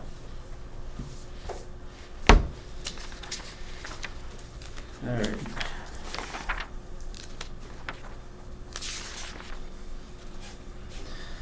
So from my perspective, I'll be happy to come up after other testimony and clarify. If there's any other questions you have for me now, that'd be great. Otherwise, I can turn it over to the owners.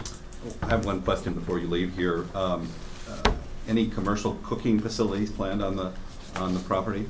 No. And I ask that question mainly because of exhaust fans and noise generated from return air facilities. Right, and the owners will address a little bit what function will be in this check-in building, but I've heard nothing of a commercial restaurant type situation. Wasn't that one of the requirements from the RPC? Yes. Yes, it was, yeah.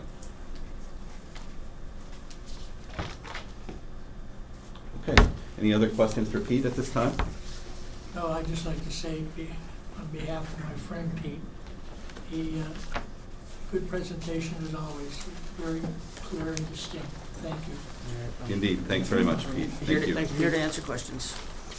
Okay, following Pete, is there someone else that would like to, perhaps the owners would like to come forward? There's 2 chairs here, so if somebody wants to join you, if you, okay? Hello. Hi. Can you state your name and address for the record, please? My name is Brooke Lauritsen, and I'm the daughter of Carrie and Sherry, and I live at 5694 North Country View Road, Sturgeon Bay, Wisconsin, 54235. Okay, Brooke, and I'm Sherry Hello. Lauritsen. Same address? Nope, I Okay. live at N3271, County C in Pulaski. Okay.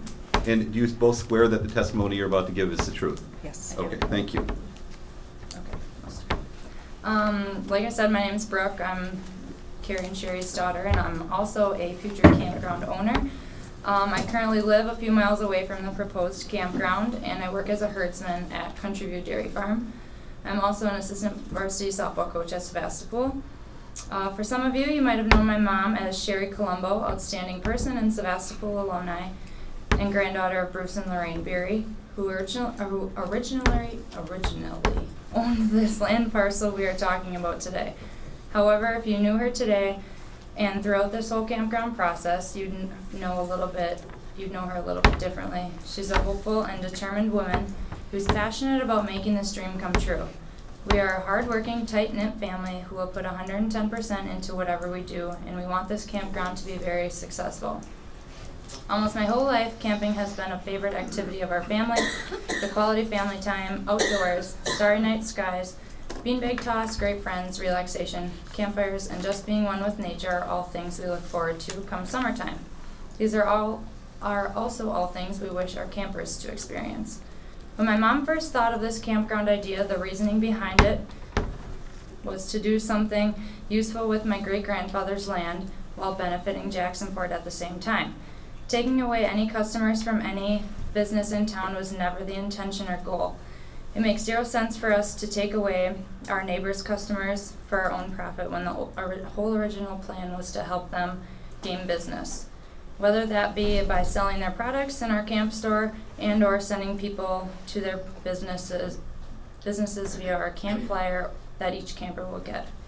I know my friend Chase, the owner of Island Fever, is excited to see what this campground could bring to his awesome restaurant. We strongly support each and every Jacksonport business, and we will continue to do so. No matter what. Not only do we want our business to be appealing to ourselves and tourists, but we want the Jacksonport community to take pride in this soon-to-be successful endeavor. Could you do the picture of the building? What was that? The proposed build, the one-story one? Yes. Yeah. If you have that, otherwise I have it right here. Oh, perfect. Okay. We plan to have professional landscaping done that is welcoming and attractive to visitors. Our 2,300 square foot, one-story steel check-in building will be state-of-the-art. There will be outside access to the showers, bathrooms, and laundry facilities. We want to sell necessities for the campers, yet promote our campers to wander into town to check out the lakeside, local restaurants, grocery store, gift shops, and other businesses. It will be a country-style barn-type structure that we and our team have worked very hard to design. All in all, we hope to work with our concerned neighbors and bring economic growth to Jacksonport. I believe the quiet side can still stay peaceful while bringing in more business and people. Some people are scared of change or simply don't want it, but change brings progress, opportunities, growth, new beginnings, business, and pride. If there will be no change, there will be no butterflies, and we want this to be a butterfly. Thank you. Do I do questions or do you talk? Brooke, what's the store area, what's the proposed square footage of that, of the convenience store? Do you have that? He does. The total building was 2,300 square feet. There we go. Oh. So if that's 2,300 then. Just this first floor is the entire store? Yep. Correct. The convenience store. Is on the right-hand side. If Yep. I can see this thing. How do you work this? Oh, I have no idea. That's not it. Oh, here. There we go. Here you go. There we go. Okay. So I can't read those. They're really small. Computers, it looks like about a 37, correct me if I'm wrong. 37 by. They're on that big blow-up board too. Pete, do we have the exact numbers on that I don't board? think we brought that one in. It's in here, I think. But this is the convenience store part.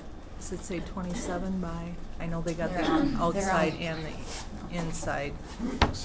37 by 30 is what it appears to me. 36. 1,300. 1,300 square feet, approximately. Out of the 2,300-ish, which there's a storage facility, a laundry, Yep. showers, bathrooms for both male and female, and that it. You can zoom out a little bit Yeah. if you could. There we go. Main entrance, right here.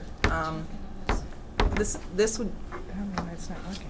I don't know either. We got the main entrance coming right here. I can talk loud enough too. Checking counters, 2, which would be 1 basically for checking in customers. Second one for access coming in from pond area. There we go. The pond, the swimming pond is basically right back on this side of the building. There's an entrance door here. There's gonna be a little convenience counter here. Brooks Ice Cream. Novelties for the kids. Sodas, pizza slices, nothing, you know, extravagant. These are just shelving. We're gonna have basic campground novelties and supplies to sell with some Door County gift items. This over here we go. As we go around the building, we have a storage area here. I believe this is a laundry room, all outside access. Men's bathrooms, showers, women's bathrooms, all handicap accessible.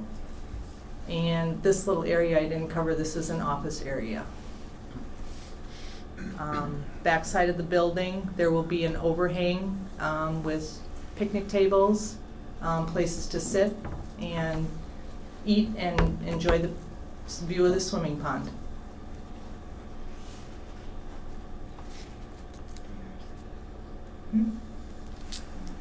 Okay. Just a couple things. I feel we have hired an outside consultant from the Madison area. We toured many of his very successful campgrounds and developed this plan based on his expertise. We hired Bodwins, who have local knowledge of challenges associated with Door County rock conditions and are experts in wastewater and stormwater design.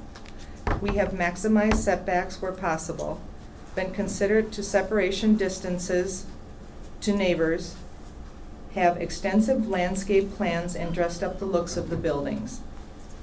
We are proposing a development with less than half the county maximum number of sites. We realize the camping industry has changed and intentionally provide more space per unit as compared to existing campgrounds. We have no interest in hampering the success of the local grocery store. They have a much wider selection. We will focus on the basic supply needs of our campers. It will be a typical camp store. We only plan to have 2 washing machines and no way in turning that into a large laundry facility. We will have staff on site 24/7 to enforce quiet hours. We welcome any opportunity to team with local businesses to keep our campers' businesses in Jacksonport. We have a flyer plan in mind to include any Jacksonport resident or Jacksonport businesses that would like to put an ad in the flyer that would go out to every camper just promoting the business. We would like campers, we want to offer as much as we possibly can to bring them back to our campground to keep coming back. We are excited to become an important piece to help increase commercial success of Jacksonport businesses and feel we are satisfying a need of this area. Thank you for your consideration of our project. We are excited to get started. A couple of questions for whoever wants to answer is fine. The building that you showed, is there also a storage building proposed on the site as well? No, Nothing yet? storage, nope, just a storage room to basically, for Yeah. supplies and stuff. Okay. Let me just tell you from experience Okay. that you never have enough storage. Okay? I mean, I mean that wholeheartedly as you're thinking this through. You never have enough storage. So you should really consider storage that as building. well. Especially when you have deliveries of, in your case, it's going to be soda and water and snacks and that type of food, but you just never have enough storage. Okay. And then also you talked about people or somebody living on the site 24/7. Would that be a resident manager or one of you two, or you haven't thought that through yet? That would be one of the 3 of us, between my husband, myself, or Brooke. We have plans of building our home on the 4-acre parcel on the back. On the back side? On the back. Is that the north? That's the north? The north. Yep, due north. On the north end, and relocating back up to Jacksonport. My horses, my barn, my house, just bringing everything back home. Brooke So- source. Oh. We do have a fifth wheel camper that is also, can be used if we need to live in that or stay in that as a 24-hour attendant to be on site. In the beginning. Yep. Okay. Questions? Anybody? I had a couple. What was the reason for the building change? The building change, we wanted to focus more on the home.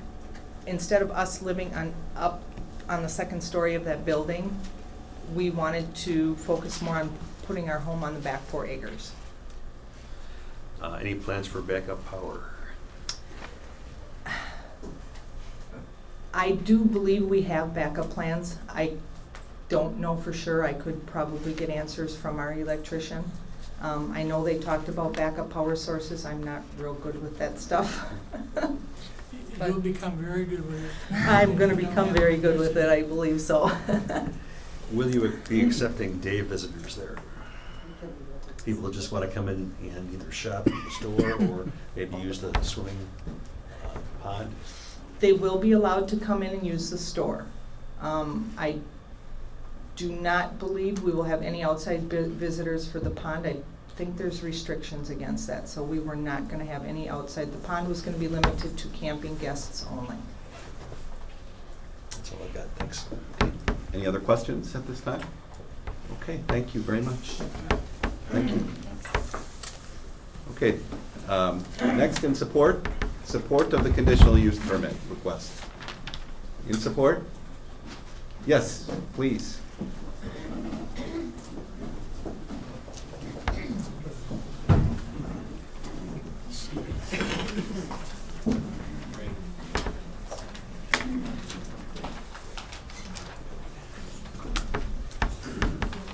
Hello, good evening. Good evening. My name is Christine Safranek. My husband and I own 2 homes, one at 6116 and one at 6118 Lakeshore Road in Jacksonport, and a vacant lot right across from us behind our other 2 homes. Is that your mailing address as well? That is not our mailing What address. is- Our mailing address is 1036 Meadowlark Lane in Glenview, Illinois. Okay, thank you. And you swear that the testimony you're about to give is the truth? It is. Okay, thank you. My husband and I are 40-year seasonal residents of Jacksonport. In that time, we have enjoyed the many attributes of the quiet side. However, during those 50 years, very little has changed in the town of Jacksonport. I will preface this by adding that, to the best of my knowledge, I do not personally know the Loritzen family. I'm here to lend my and my husband's support to the proposed RV development as professionally planned and presented by the Loritzen family. The proposed RV development would be situated slightly southwest of our home, approximately 1 mile. This is the first time that I am in attendance at a hearing on this matter. I have reviewed the notes and information from previous hearings, in addition to newspaper accounts of same. From the details presented at previous hearings, it is my opinion that the Loritzen family has given sufficient due diligence and extreme attention to adherence to the tenants' governing use of their property. Their strategic plan was detailed and comprehensive, but Hewin Surveying and Engineering was hired to assess the plan and present their opinion as to the issues related to traffic safety, septic, garbage, water, stormwater filtration ponds, screen planning, and property as presented today. Property values as presented today. The governing departments reviewed all information presented to them and determined that the intended use of this property fell within legal guidelines and met requirements for development. These are the same rules and processes that we, as property owners in Door County, are held to. It is not for us to individually determine how owners use and develop their property if they meet all the rules, as these rules apply to property within the jurisdiction of Door County and Jacksonport. I applaud the Loritzen family for their entrepreneurial vision for this multi-generational piece of property. I am strongly in favor of continued development in the town of Jacksonport. In business, if you are not growing and moving forward, you are left behind. Continual growth and development is critical for Jacksonport to be a desirable community in which to invest and live. In my opinion, the commercial development of this property will bring increased business opportunities to existing businesses such as Mike's Port Pub, Island Fever, Jacksonport Bakery, Mr. G's, and the Craft Cottage. There were concerns that the convenience store that is proposed within the confines of the RV development would detract from business from Bly's Grocery. I reject that supposition. Bly's Grocery's strength is their meat department. The new RV development will attract new people who would never have had the opportunity to become acquainted with Wayne's excellent selection of meats and brats and Paula's salads in addition to their wide depth and breadth of other staples. I understand with growth there are challenges. Bigger is not always better. However, Jacksonport is a long, long way from becoming a big critical mass of a community. I am in favor of increased development in the town of Jacksonport so as to bring growth and increased business opportunities to our existing Jacksonport businesses and that of other businesses in Door County. I respectfully ask that the conditional use permit granted by the Door County Resource Planning Committee be upheld and this appeal be rejected. Thank you for your time. Okay. Any questions? And you said you own property there for 40 years? Yes. And you're 1 mile to the south? South, yeah. To the south. Southeast, yeah. We're on Lake Michigan. Yep, on So- Lake Shore Drive, correct? We're Lake Shore Road, yeah. Lake Shore Road. Yep, Okay, thank you very much. thank you. Okay, next in support of the conditional use permit.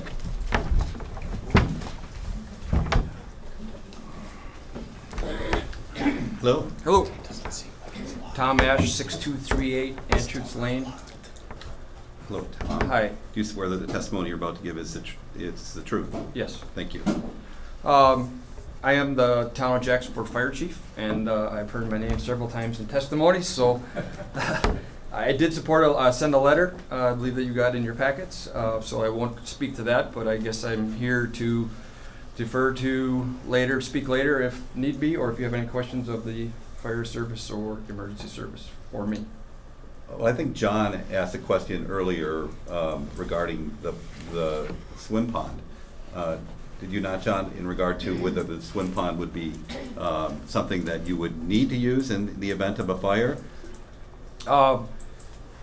Yes, if the fire was maybe in their store. Obviously, we have the use of Lake Michigan. We have a water cistern at our fire department. Could it be used, and would we use it? It all depends on the circumstance and how far away we are. So we do have several creeks that we draft out of, and we have several water supplies where we really struggle in winter months, and that's what our underground storage at our stations. I do know, I'm going to use an example since I think John brought it up, and I think Pete Hirth alluded to it, and I'm not sure what the correct term is, but out at a development in Northern Door called Marshall Point, there's a pond, and once you access that development, that pond area has, I call them dry wells, but they're not, they're just something for the fire department to hook up to. The actual term is a dry hydrant. Dry hydrant, thank you. And we would definitely welcome it for a source of water. You always like to be prepared in emergency situations. So. Okay, thank you. Okay. All right, any questions for Tom before he leaves? Okay, thanks, Tom. Okay, next in support. Next in support. Hello. First one here. Did you finally get to Yes, speak? first one. My name is Elizabeth LeClaire. I live at 6332 Highway 57 in Jacksonport. I am the owner of the Square Burger Lodge, and my husband... I'm sorry, do you swear that you're going Oh, yes, to I tell do the swear truth? I'm sorry. The whole truth and nothing but... Thank you, Elizabeth. Thank you. My husband at the time and I, Joe LeClaire, we built the Square Burger Lodge 34 years ago and had it come before a proceeding like this where all of the neighbors were in opposition.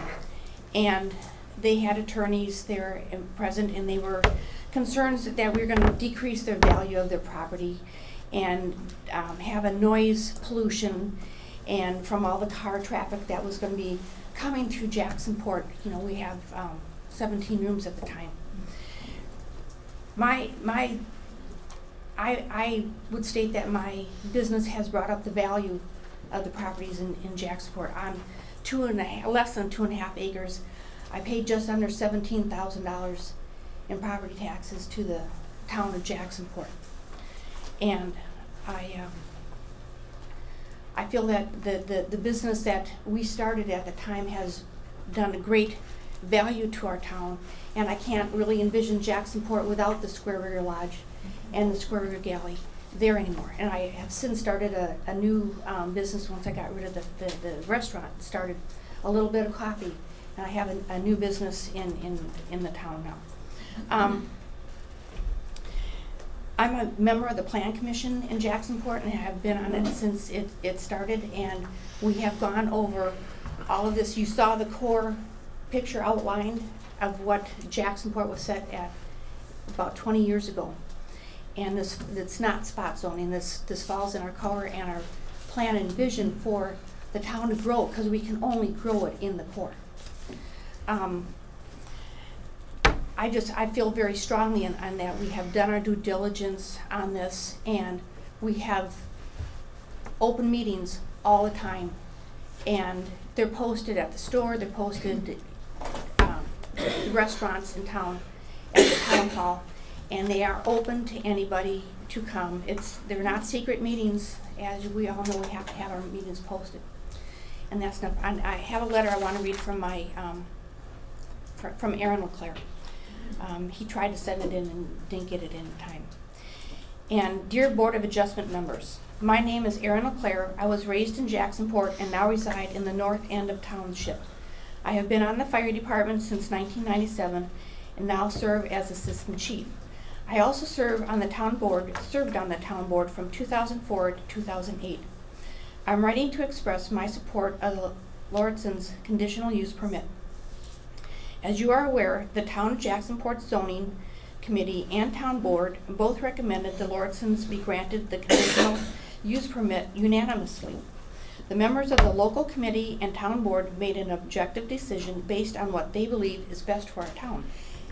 I have been informed on the misinformation being spread around about the negative impacts this conditional use permit will have on public safety for the town. I can confidently relay to you that our fire department and emergency medical responders will not be taxed if this conditional use permit is allowed and the campground is permitted. Our department is well prepared for any emergencies regardless of location. There's no evidence due to the location,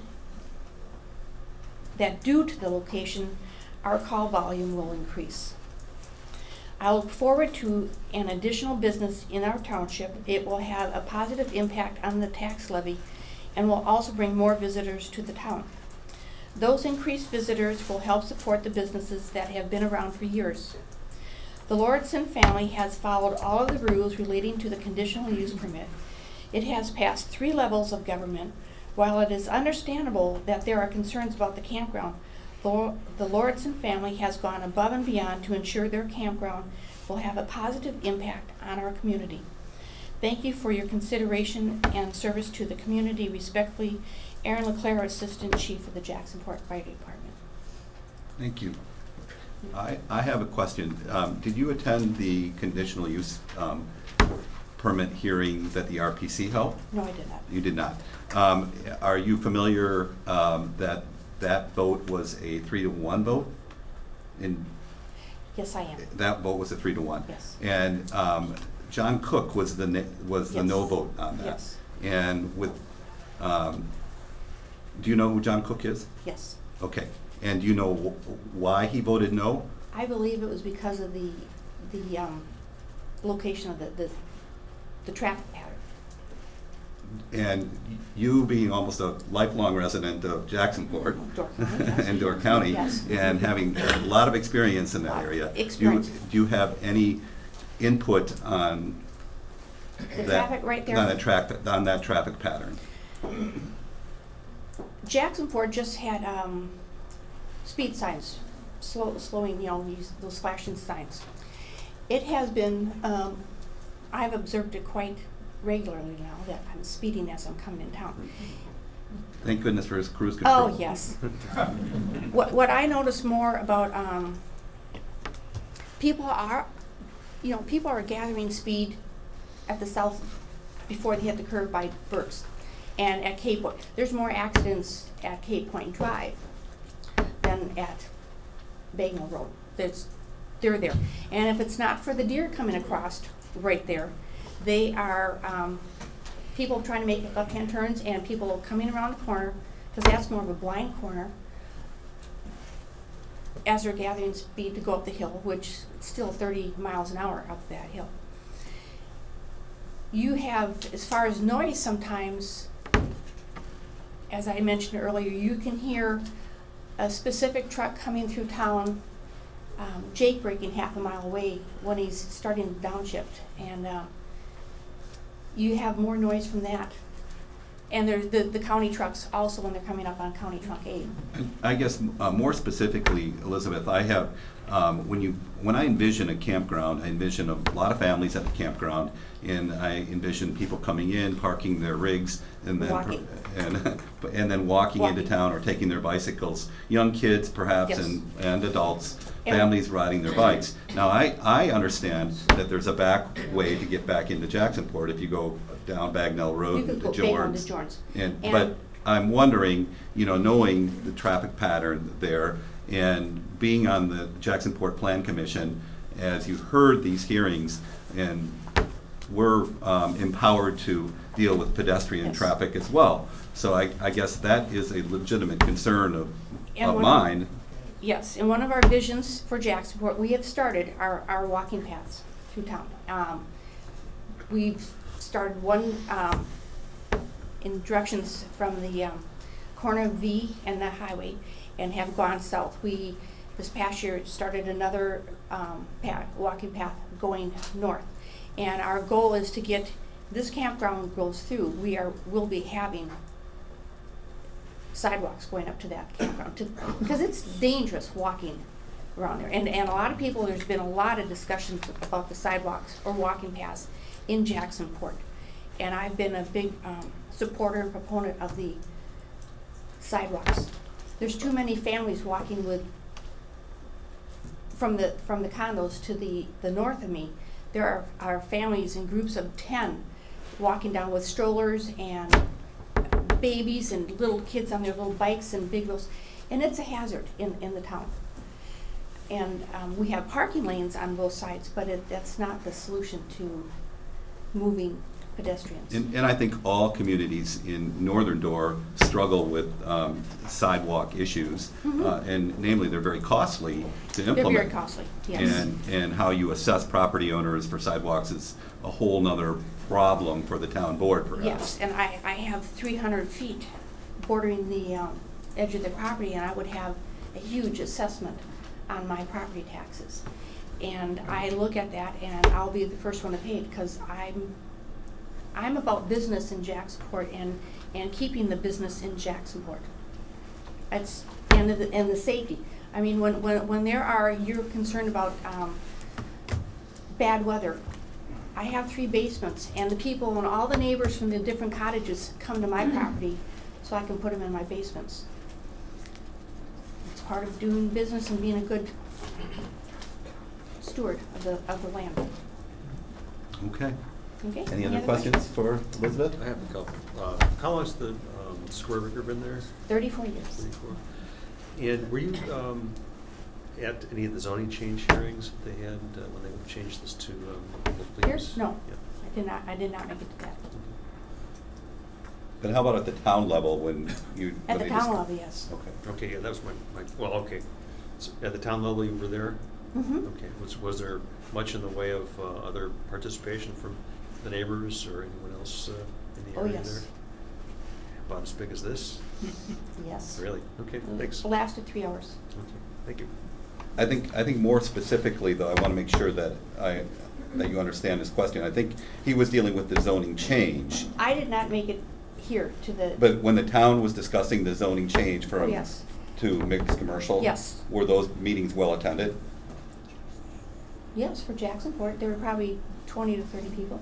I mean, sometimes there, it wasn't, but it's always, the Plan Commission, we would have 6 or 7 people maybe show up. in the evening, Jacksonport, when I would listen to Leo talk about town attendance in fast pool, they might have 12 and we would for 6, and we always have at least 15 people at the town board meetings. So they came to the planning commission first for the zoning change, or did they go, okay? They came to the planning commission. And then to the downtown board, and then onto the county? Mhm. Okay. And you were at both the town and the I'm planning on the commission? planning commission, so I'm there at those meetings, and then I'm at the town board meetings. And the attendance was about the same in each of those hearings? Yeah, about So that's 6, your- about 6 in the mornings, and then the evenings are about 15 people, let me show it. Thanks. Okay, any other questions for Elizabeth? Thank you. You're welcome. Good to see you. This is a good time for the chair to declare a 10-minute recess. So we'll take 10 minutes and reconvene here at 8:40. All right, everybody, please. You've all been so great for the first 2 hours. We'll see how the next 2 hours go. Thank you very much. Okay, we're still taking testimony in support of the conditional use permit. In support. Would anybody else like to come forward and offer testimony in support? How are you? I'm good, thanks. State your name and address for the record, please. My name is Joe Jarsh, 8115 West Oaks, Bailey's Harbor. I am a member of the Board of Directors for the Jacksonport Area Business Association. And do you swear that the testimony you're about to give is the truth? I do.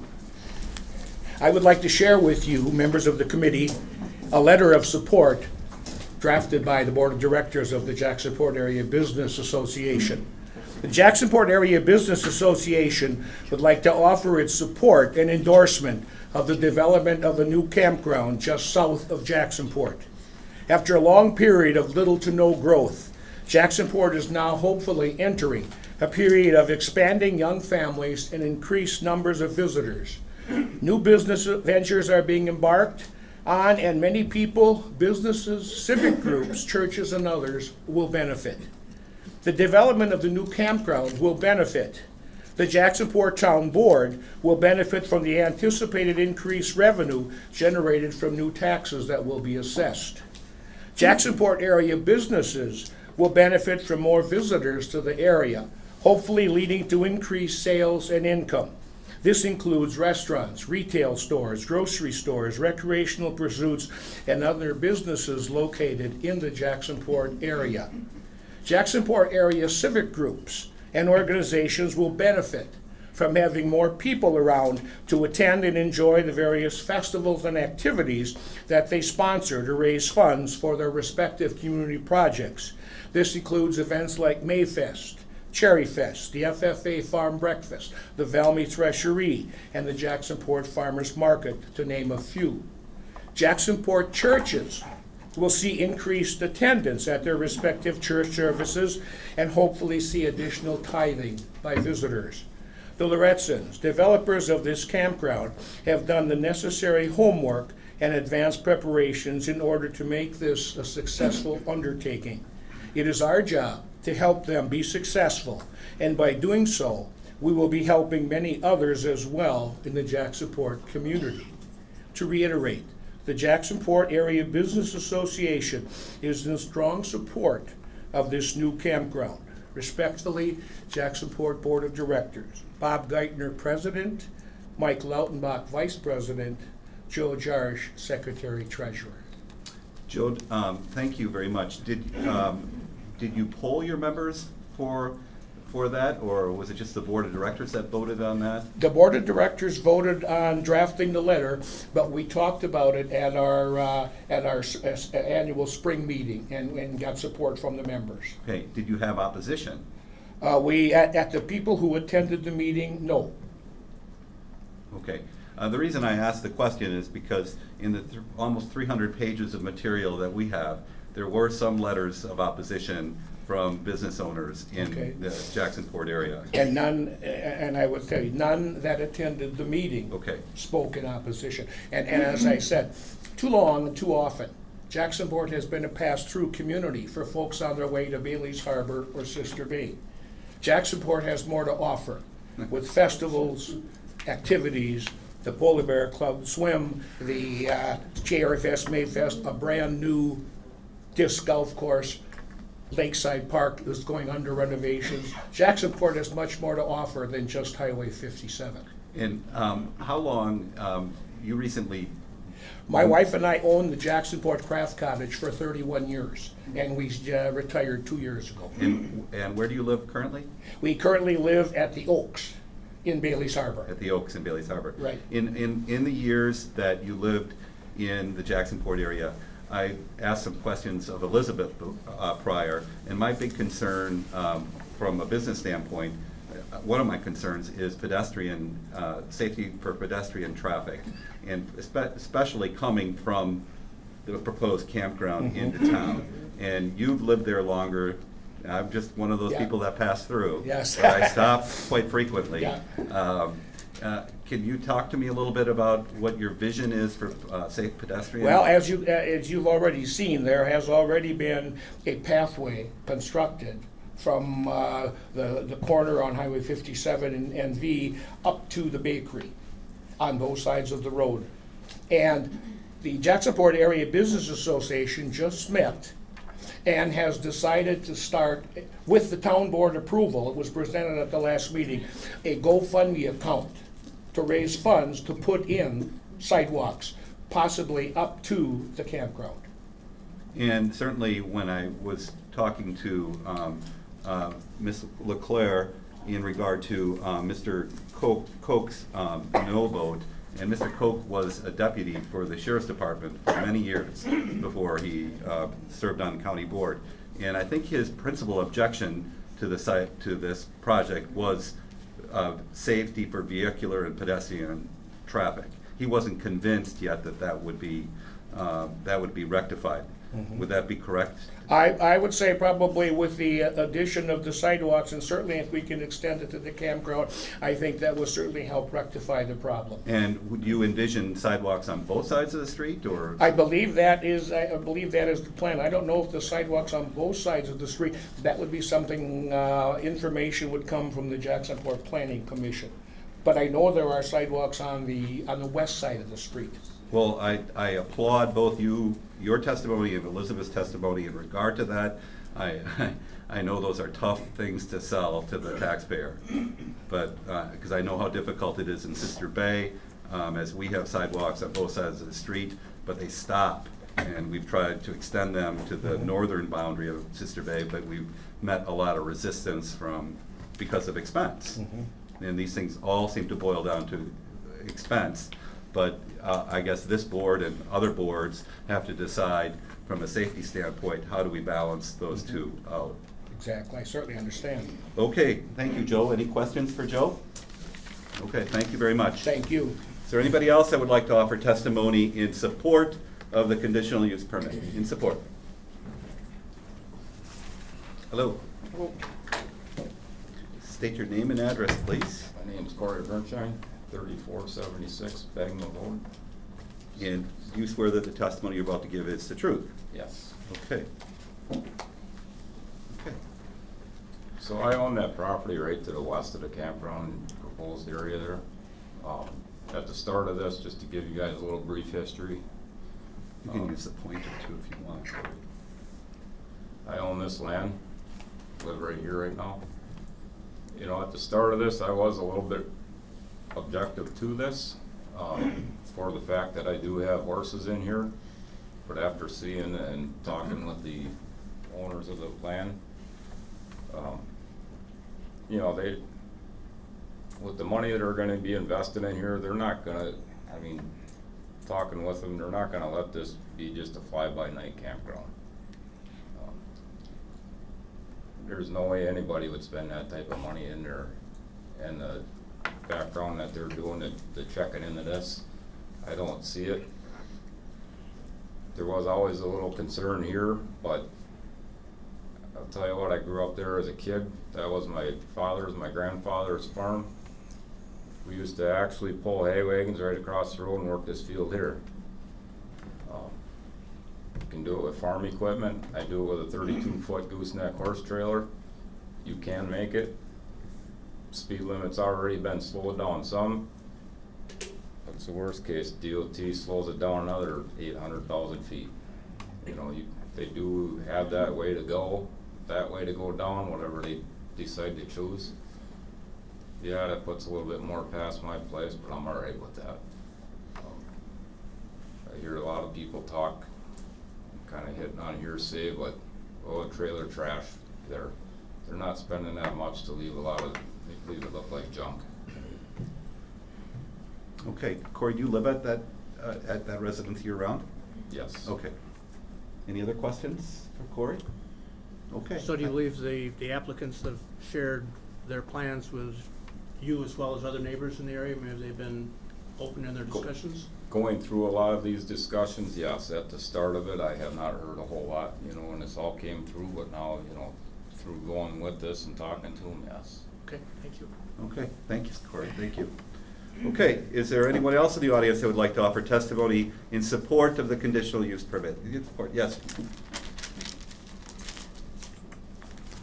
Hello. Hello. Name and address for the record, please. Marlene Larson, 5598 Clark Lake Drive. And do you swear that the testimony you're about to give is the truth? Yes, I do. Thank you. Okay, I have some notes here, and this was written by my husband and myself, so I speak for both of us. Okay. He's sitting right back there. We're both campers, and we live permanently in Jacksonport, down in Clark Lake, and we love going places in a camper with the convenience. We travel with our children, our grandchildren, and our great-grandchildren. When we go as a group. Now, if you ever try to get a campground in Door County or Sturgeon Bay North, there's not much available.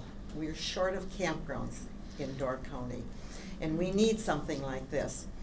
And of all the campgrounds that we've stayed in, quiet time is at 10. I haven't found a campground yet that doesn't enforce that. Music stops at midnight.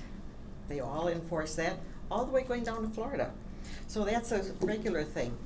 Or if you've got a barking dog. One campground, we had a dog that barked. It didn't take long for the camp host to come out and put a stop to that. And it's quiet in campgrounds. We've got teenagers. Our teenagers love to go camping. When I say teenagers, they're 18, 19, 20. They're older campers. They still love camping with their family. Campgrounds are generally a good place for little kids, even though the driveways, or whatever you call them, are going to be, they're not blacktop. Most campgrounds, they're not. We've got the little ones with their trikes, and young kids with their bicycles. They don't have to worry about driving the pathways on the campgrounds because the speed limit is generally 10 miles an hour. And everybody watches out for the young children. Campfires, they're done by 10 o'clock. So there's not much after that as far as smoke goes. And everybody doesn't have it. Usually they get together at one campsite for a whole bunch of people. So you don't have a lot of campfires going. And then they talked about the traffic, the jam up of traffic, and the 40-foot campers or RVs. Most of the small campgrounds don't have too many of the large RVs there. Those are usually people that live in them all year round, and they use them for going on vacation, so they're not going to be there every weekend.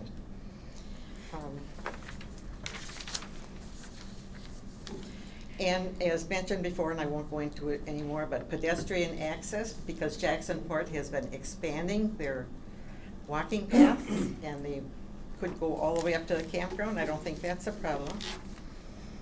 Another comment that I saw was vandalism and mischief. I think there's less vandalism in a campground than you have in the community.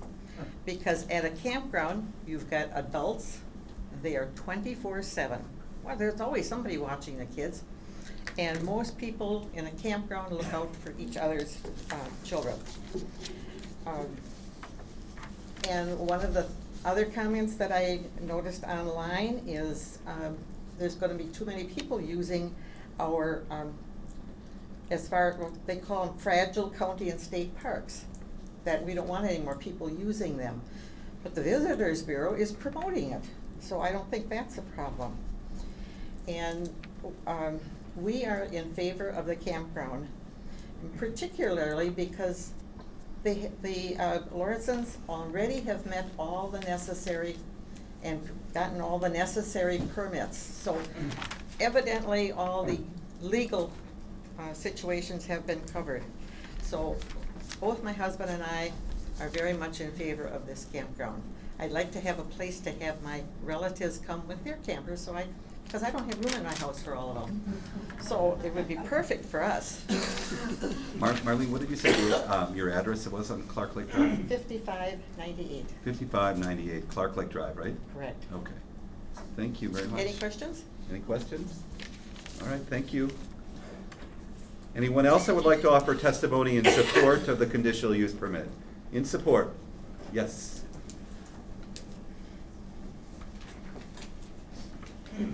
Hello? Good to see you. Name and address for the record, please. Randy Halstead, 3693 County Road B. I was just asking you.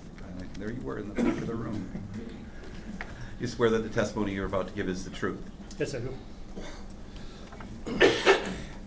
I think this campground would be a very good addition to our community. Local businesses would benefit from it. At one point, we're trying to encourage them to enter on Jordan's onto Bagnell instead of dealing with the sharp intersection by Bagnell and 57. But I think it was at RPC, they said we couldn't put that stipulation on there.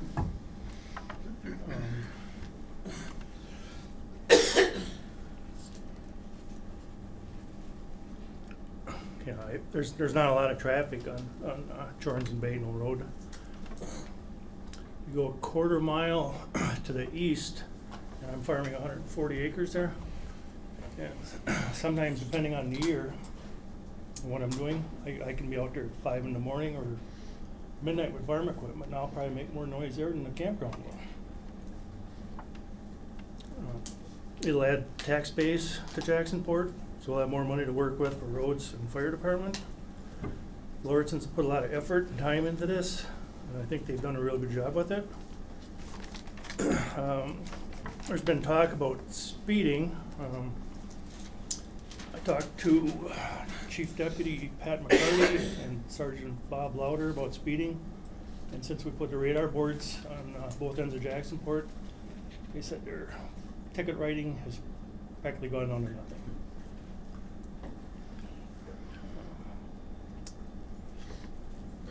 And then I spoke with Scott Nelson from the DOT about the safety of the intersection of Bagnell and 57, and he went back to 2010, and there has not been one accident by that intersection. Was Mr. Nelson aware of the proposed? I told him about it. Okay. Yeah. They didn't have an issue with it. Okay. Jacksport's known as a quiet site, and I don't think that's a good thing. Quieter maybe, but not the quiet site.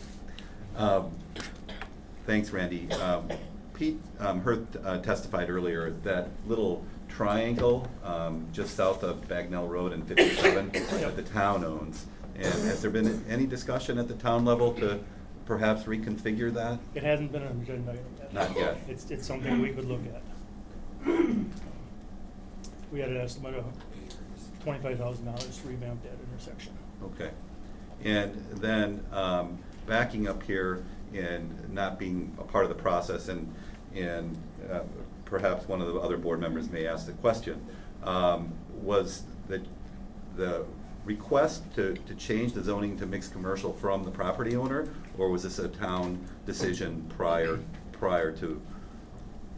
Our planning committee recommended a larger rezone than this, but a couple of people, they had questions about it, so we backed off and just had Lawrence's go ahead with this. Just this parcel then? But if you look at the zoning map in Door County, when Jacksport got in zoning, there's quite a few parcels that aren't zoned right. The carpet shop, I believe, is zoned small estate. I don't know, Jim's small estate, Jim? I think he even mentioned earlier in his preamble that it's small estate. Mr. Jesus owned General Ag. Oh, Mr. G's is own General A. So there's quite a bit of properties gonna have to be rezoned, just straighten out what they're, so they're zoned correctly for the purpose. okay. What was the amount of acreage that they wanted to have rezoned, and now you settled on 21 point something? So was it 40, 50? Well, it was more than that. I think Penny Olson had 60 maybe. Okay, thank you. So there were several people that requested the zoning change? No, our planning committee recommended a zoning change, Okay. and a few people had some questions about it, so we backed out of it just for this property. How did you decide on this piece of property being rezoned? Did the property owners request it, or? Correct, yes. When you did that zoning change, did you have much of a response from the community? No. Did the Ritztons say anything about their plans for the piece of property when they requested the rezoning? We knew everything right up front.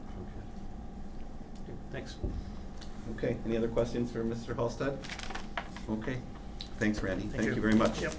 Is there anyone else in the audience that would like to offer testimony in support of the conditional use? In support? Hello? Name and address for the record, please. Tom Wilson, 6390 Lawrence Road with Egg Harbor, because our nice little community is split with 2 zip codes. And you swear that the testimony you're about to give is the truth? I do. Thank you. I have lived in, without getting into too much, in Jacksonport area 40 years of my life. The last 20 years I moved back here to raise my family. Attended school, several generations that have attended school. Got an invested interest in the community in Jacksonport. In 2007, I was involved in the land use planning committee, and as a town supervisor, I approved the 2014 land use plan. And this project, I'm here to give my support for Loretton's campground use permit. This project's works for a while, as has been noted. It's extremely well thought out, very well designed, has had professional support. And to the facts, their efforts have produced a campground that has strong respect and consideration for the neighbors, traffic, environment, and our community. It addresses the concerns that this committee is to look at. It addressed them well, and I don't need to get into those details because those have been addressed before. And as I mentioned, it fits into the 2014 land use plan, which addresses modest growth in the core area. Jacksonport, we've got probably some division, the quiet side, and we want growth. We are looking for, and I'm supporting, as someone in a community that's been involved, that has lived other places, I'm in support of modest growth, and I think this project really fits into the modest growth. We have some young business owners in this facility. We have some older business owners, and we have some businesses that are for sale in Jacksonport. We're looking for new owners. We're looking for business strength and continuity, not to be an Egg Harbor or Sister Bay, but to sustain and support the businesses that we have there. This campground will bring people in that will do that. It's a good move for the community. It's a good move for the county. Yeah, it'll enhance Jacksonport's taxes, but it's minuscule what it does for Jacksonport, but it adds to the school, it adds to the county, and it adds to that TC tax that everybody loves so much. So, my support is not only based on the strong plan and the presentations that you saw that address the issues, but it's also one based on trying to be someone that can look what's good for the future of the town, multi-generational. I heard that word before. I moved back with my family to raise them because I thought there was some real benefits. If we don't change and grow a little bit, we're not gonna have that. It's a kind of a bedroom community. We have to support it. We want some core businesses, because as a town supervisor, when I look at and try to make decisions in, do I support this project or not, I have what I'd call a core group of young people raising families that the future of the town is in their hands. And we've got a really good group. We've got a phenomenal fire department. We've got people that really are engaged and want to be part of that community. And their support has been very strong for this project. We need some additional modest growth in Jacksonport. Questions? Are you currently on the town? Are you I currently am on the a town board? supervisor. You're I've been since 2010. Okay. Yes. And you two would have participated in all the earlier hearings. Yes, and to address that, in the zoning change, there was very few people very little, nobody was involved in that. Very few people showed up. What kind of public notice did you give for that hearing? The typical Adjoining notice. property owners? And people were aware, because as was noted, initially we were talking about including a larger area in that. Our planning commission had recommended, and we heard from people, so people were aware of what was going on as I look at it. It's amazing. I've been in this job for several years, and people don't care until it's all of a sudden it's in their backyard and something that they're cared about. But we have worked very diligently in a town so people can sign up to get notices of all of our committee meetings. We've engaged, we have a three-person board, so it's small, but we've engaged a lot of committees on parks and business planning and fire to purposely get people involved in the community, and it's wonderful. And we also have set up electronics, so all you have to do is notify the town, and you get every notification that the town publishes. So we've got a core group of people that is religious with that, and that support has been phenomenal. Are you comfortable that with the provision for a safe vehicular and pedestrian access coming back into town from Bagnell Road? Are you comfortable with this project? Yes, I mean, I'm a camper, I'm a biker. I would bike the back way if I was going into Jacksonport. That's what I would do, or have that pedestrian path. You and I would do that, You and I. and most everyone here would do that. But certainly, if you're coming in and camping there, I'm sure there's Yes, gonna. we need to get walkways to that campground. We need to get walkways. Okay. One other question. The hotel tax, or what do they call that? Room tax. Room tax, yeah. Does that? We were up the largest percentage in Door County last year. Thank you a little bit. Does the campground qualify for that tax? Do you know? I can't answer that question. I don't believe it does, I don't no. believe it does, okay. It's a good question, though. It is a good question. I'm sure you'd open a can of worms there. There's an opportunity. Okay. Okay. Any other questions for Yeah, Mr. Wilson? So, at your planning meetings, are you actively discussing the pedestrian access to the campground? Yes. As Okay. was mentioned earlier, the Business Association came to our board and is looking to do a GoFundMe and we've little by little been adding walking paths through the village, through the core. And Lars, several times. Sorry, we have actively been working as a town, and I'm not on the planning commission, but as a town board member, all of those activities come in front of us, and I follow the meetings. But we are actively working to get that done within the community. And Lars, on a couple of occasions, has expressed the cost aspect in Sister Bay of sidewalks, but I would assume that walking paths don't involve that kind of expense and would be adequate. Have you looked at the difference in cost and what the plan may be? I have not been involved in the details of that. There's other people in this room probably that could address that better, but what we have done is used compressed gravel and made a good walk, and with the idea that it can be concreted later. So part of the business committee where the business association goal is to raise funds to convert to concrete also. And I guess To those continue to grow. I guess those walking paths, I guess I'm a little confused, because the walking paths you have to acquire, are they in the road right away? Or They're in the road right They're in the away. road right away? Yes, yes. Okay. They're in the road right away. Okay, Okay. Thank you. thank you. Thank you. All right. Is there anybody else that would like to offer testimony in support? Yes, please. Hello. Hi. Name and address for the record, please. My name is Christine Hare, 2698 Columbus Road, Eagle River, Wisconsin. And Christine, do you promise that the testimony you're about to give is the truth? Yes. Thank you. I wasn't going to speak because I submitted a letter of support You did. to the committee, and I thought that was going to be enough. But what I want to share is a little bit of history of our family.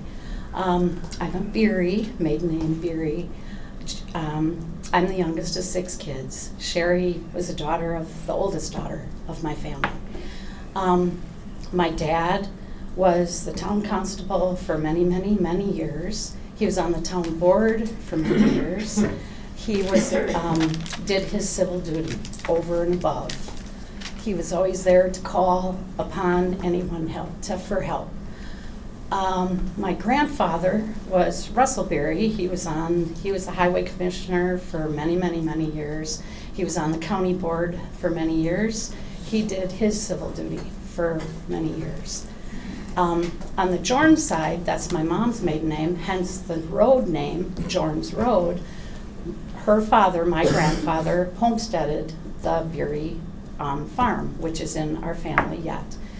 I just wanted to shed a little history on that because Sherry and Carrie are not outsiders moving in and want to exploit Jacksonport to be takeaway businesses, like other people have said. They want to share and enhance Jacksonport. So listening to the leaders of Jacksonport and hearing Corey, all of those people were neighbors of my family. And when hardship came to my family, their families were there to help support. We're really a close-knit family and I'm so proud and happy to be sitting here in the audience and listening to Randy and Tom, Corey, and everyone else talk and little bit, and I mean Jerish's, it's just awesome to hear that unity support is still alive and well in Jacksonport.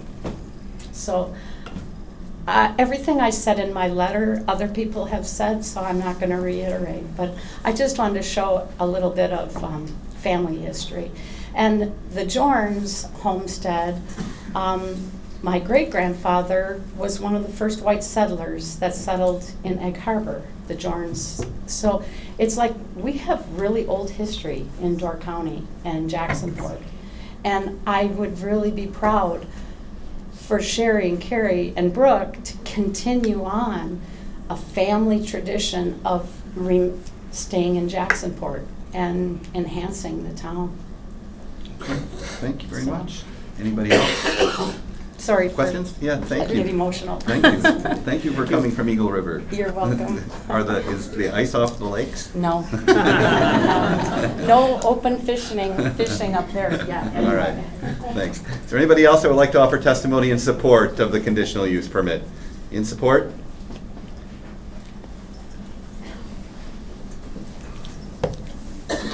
Hello?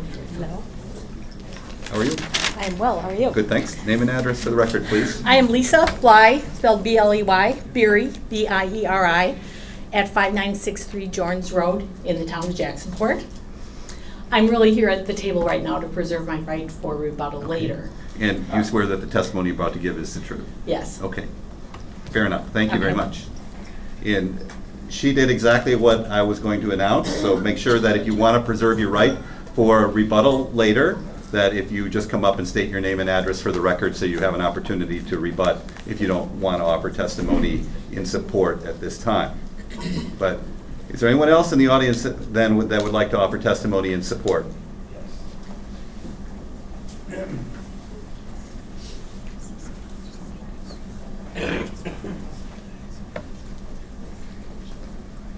Hello. Nice to see you. Name and address for the record, please. Clyde Hutchinson, 5676 Trails End Court, Town of Jacksonport. And Mr. Hutchinson, do you swear the testimony you're about to give is the truth? I do. Thank you.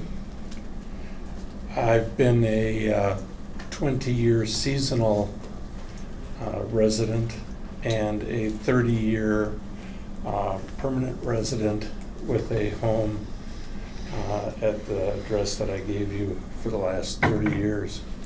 I just have been appointed as the chairman for the Plan Commission for the Town of Jacksonport, so I've not had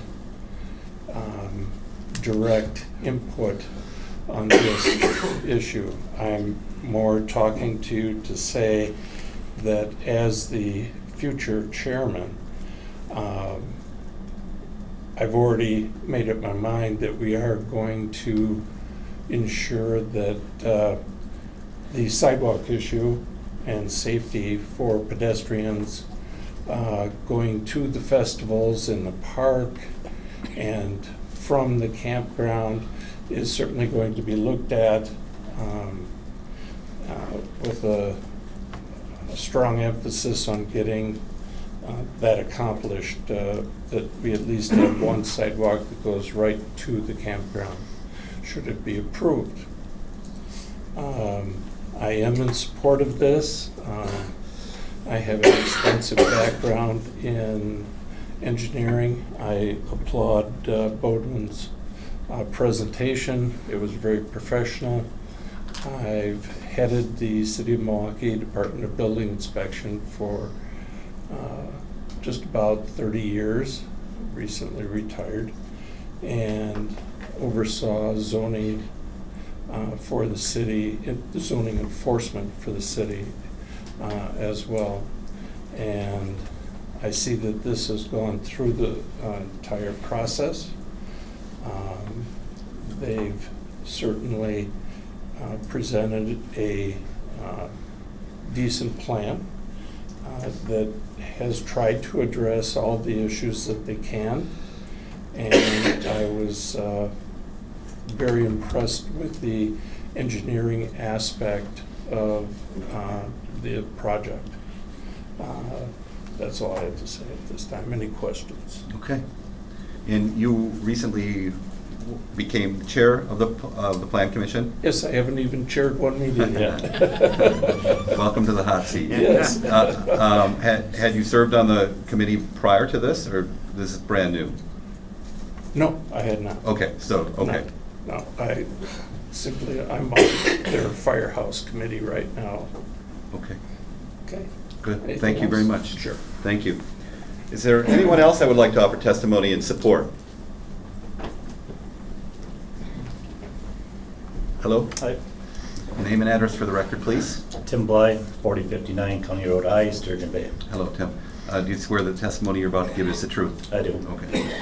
I'm the third board member of the Town of Jacksonport. I'm also been on the Planning Commission since it started. This has been brought up to us a year ago, over a year ago. The whole plans of the campgrounds. We've been through this. We've talked to Lawrence's about this. They made changes. Stuff that we thought could be issues, they went along with, made the changes. It's all been by the book. Everything's out in the open to everybody. It's not our fault that people don't come to these meetings. They're all posted, so I don't know what else you want to say, but we're working on the safety issues for the walking and the sidewalks.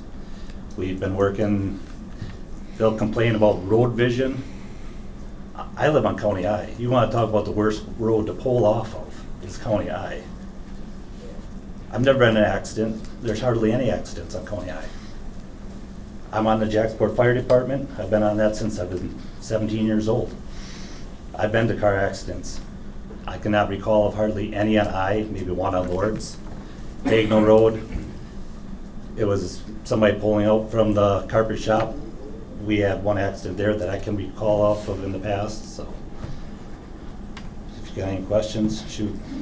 Tim, there's, you heard me say earlier perhaps that there's a turn lane on County I believe, is there not? Yeah, there's one turning onto I. Yeah. But get off of I. There's nothing there. Nothing there. You're going from 0 to 60, going up that hill. In your opinion, would a turn lane be beneficial at Bagnell Road? No. Coming out of Bagnell and so you can turn right? I see no use for a turn lane on coming off of Bagnell, just because your sight line of view, when you're coming over that hill and you're heading south, you have plenty of sight line. When you're coming the other direction and you're going north and somebody's waiting to turn left, there's still plenty of sight line. If people are going where they're gonna get in an accident, rear end somebody, they're going way too fast, and that's, you can't control speed. Okay, So, fair enough. Any questions for Mr. Bly? Thanks, Tim. Thank you. Is there anyone else that would like to offer testimony in support? Yes. Hello? Hi. Name and address for the record, please. My name is Elisa Taylor. Lonnie Thompson and I live at 6190 Lawrence, which is probably about a mile west of this campground project. And you swear that the testimony you're about to give is the truth? Yes. Thank you. I don't really have anything to add to what's already been testified to, just that we are both absolutely in favor of this project. But I also did want to ask, don't we as a town, don't we have some input as to where our reduced speed sign sits? I mean, can't we set it further back down the road? So I don't know why all the big deal about, it sits where it sits now and it's all a big concern, but can't we pull it back down the road? So, I think you certainly probably should talk to Mr. Halstead about that. Yeah. I think you're right. Yeah. I think they probably decided where they went in the first place in yeah, well, if in that's going to be conjunction our with the future Sheriff's core, Department. then it probably should come back down the road anyway. Good point. But anyway, Very good absolutely point. in support. And I did want to reserve my right to rebut. Sure. Thank you. Anybody else like to offer testimony in support? Testimony in support? And then one last chance for anybody that would like to reserve their right for rebuttal, if you want to get your name on the record. One last chance? Yep. Come.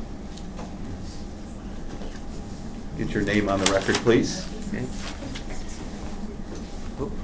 Robert Gaitner, 5890 Highway 57, Sturgeon Bay, Township of Jacksonport. I would like to reserve my right. Good to see you, Bob. Okay. Okay. Any questions?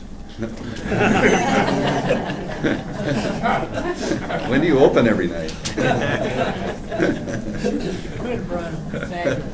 Hi. I'm Kerry Lawrenson.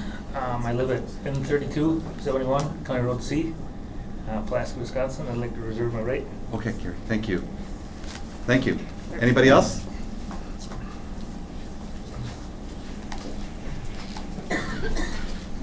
Hello. Hi. Chase Bjornson, Island Fever Rum Bar and Grill, 6301 Highway 57. Just reserving my right to rebuttal. Okay, good to see you, Chase, instead of going between bookkeepers all the time. Yeah, I know, right? Anyone else like to reserve their right? Okay, then I'm going to close that portion of the hearing and now go to anybody that would like to start off offering testimony in opposition to the conditional use. Lars? Oh, I just wanted to mention that we had... two additional letters that came in, but... Did you want to get to letters right now? Well, we only had two additional letters that came in this evening, or came in... So I can just give the totals. We had 10 letters in support. One letter came today that was given to you, all board members before the meeting today. And that's all we had. And when Mr. Kuso said that 10 letters in support, those are letters that are in our packet. Yeah, you have copies. Correct. You all have copies of all the letters. Correct. 10 with the letter today, or? 11 total. 11 total. 11 total in support. 12.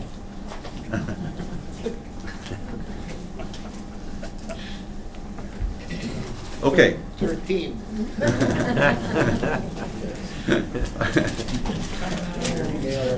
Those are ready.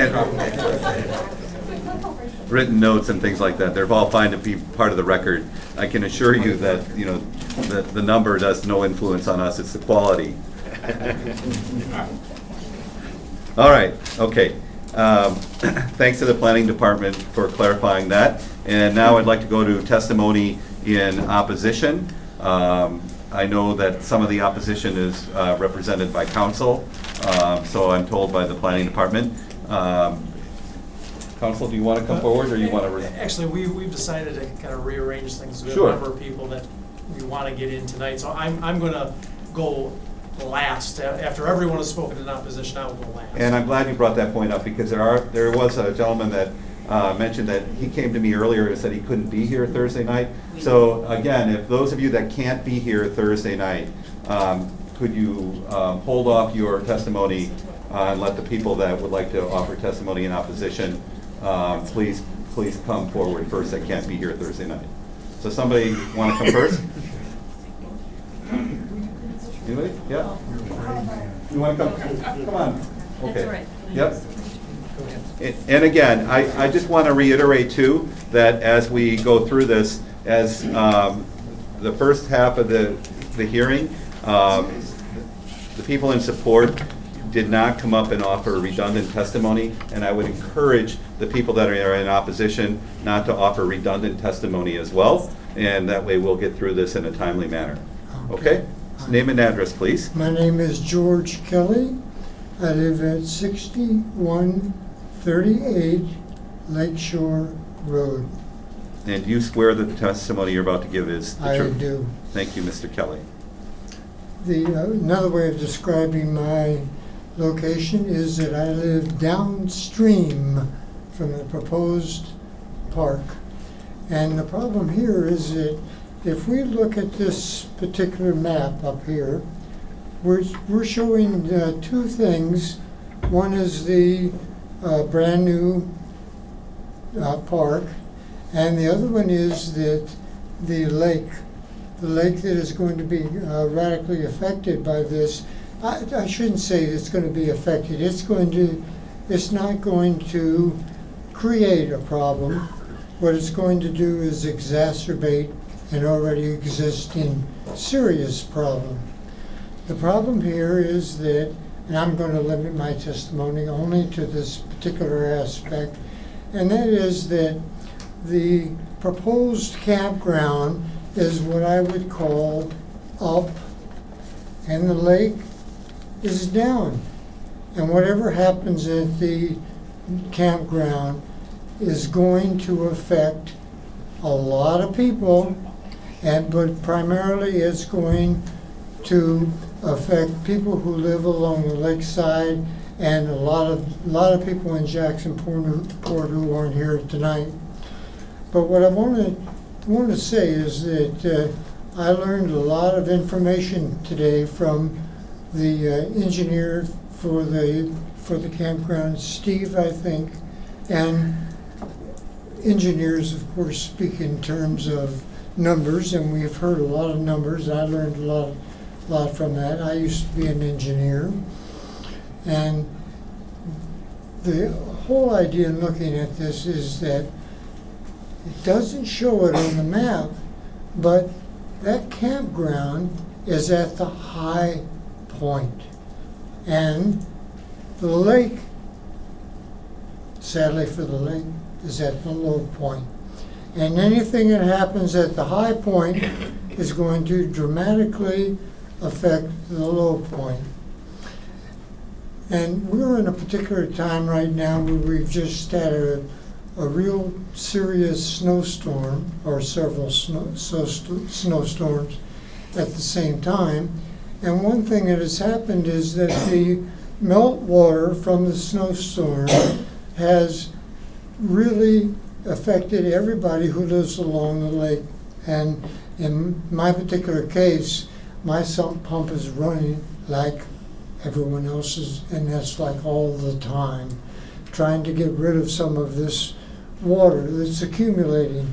And we're going to have to face this problem that the campground is going to create a lot of additional problems. Now, in this particular instance, I'd like everyone to look at the straight road that comes off of Highway 57. That straight road going down there is North Cave Point Drive. And if you'll actually go out there, and I invite all the committee members to actually go out there and take a look at this, just directly off of 57, about 50 yards at most, before you even get to the United Methodist Church, you can see where the flow from that campground has gone through. And what has happened is that North Cave Point Drive is acting as a dam, and it's keeping the water that's going to come down, and it's making it stop right there. And there is a culvert, and the culvert itself is probably about a 1 foot in diameter pipe, and it really, really seriously cannot handle the flow. As I said, North Cape Point Drive is acting as a dam right now, and is going to be much more seriously impacted by this campground that people have said. So it flows through there and has impacted all of the residents on the shore. And what we really haven't seen here is that this map doesn't show the point of impact. The impact is the lake itself. And the lake is going to get a lot of difficulty and a lot of damage, I believe, from the campground itself. And if you look at the campground, you can see that it's going to do that. And Steve, the engineer, said that there were 3 points where the water comes out essentially from the campground. And you can tell that one of them is over there, right over there by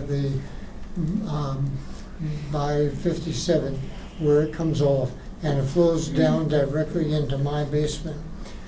But and a lot of other people too, I know. So you have a retention pond?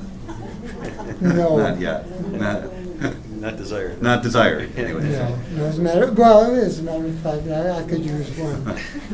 But, well, basically what I wanted to point out and to emphasize to everyone is that the campground is going to be up and the lake is going to be down. And water, I don't know much about plumbing, but I do know that water flows downhill. And it's going to go from that campground, whatever happens at that campground is going to be felt at the lake. Okay. All right, That's Mr. it. Kelly, thank you very much. Can I? Thank you. Yeah, hold on, Mr. Kelly. I Yes. mean, when you Yeah. talk about damage to the lake, what specifically is going to happen to the lake? The lake itself is going to receive, well, I don't know. That engineering-wise, I really don't know. You'd have to ask the engineer for that. But I'll tell you once again, the campground is up and the lake is down. That's not good for the lake. Whatever happens that is detrimental in the campground and it flows is going to reach the lake, and it's going to reach the property owners down by the lake. So again, just remember this: that campground is at the top of a hill. The map shows it as level ground here. This is two-dimensional, but the impact is going to be three-dimensional, and it's going to come directly from the campground down to the lake. And I won't go into any more than that, but Okay, all right, thanks, Mr. Kelly. Anybody else have any questions, Mr. Kelly? Okay. No, we're good.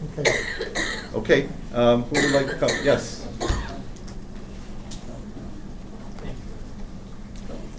Go ahead, sir. Hello, hello, hello.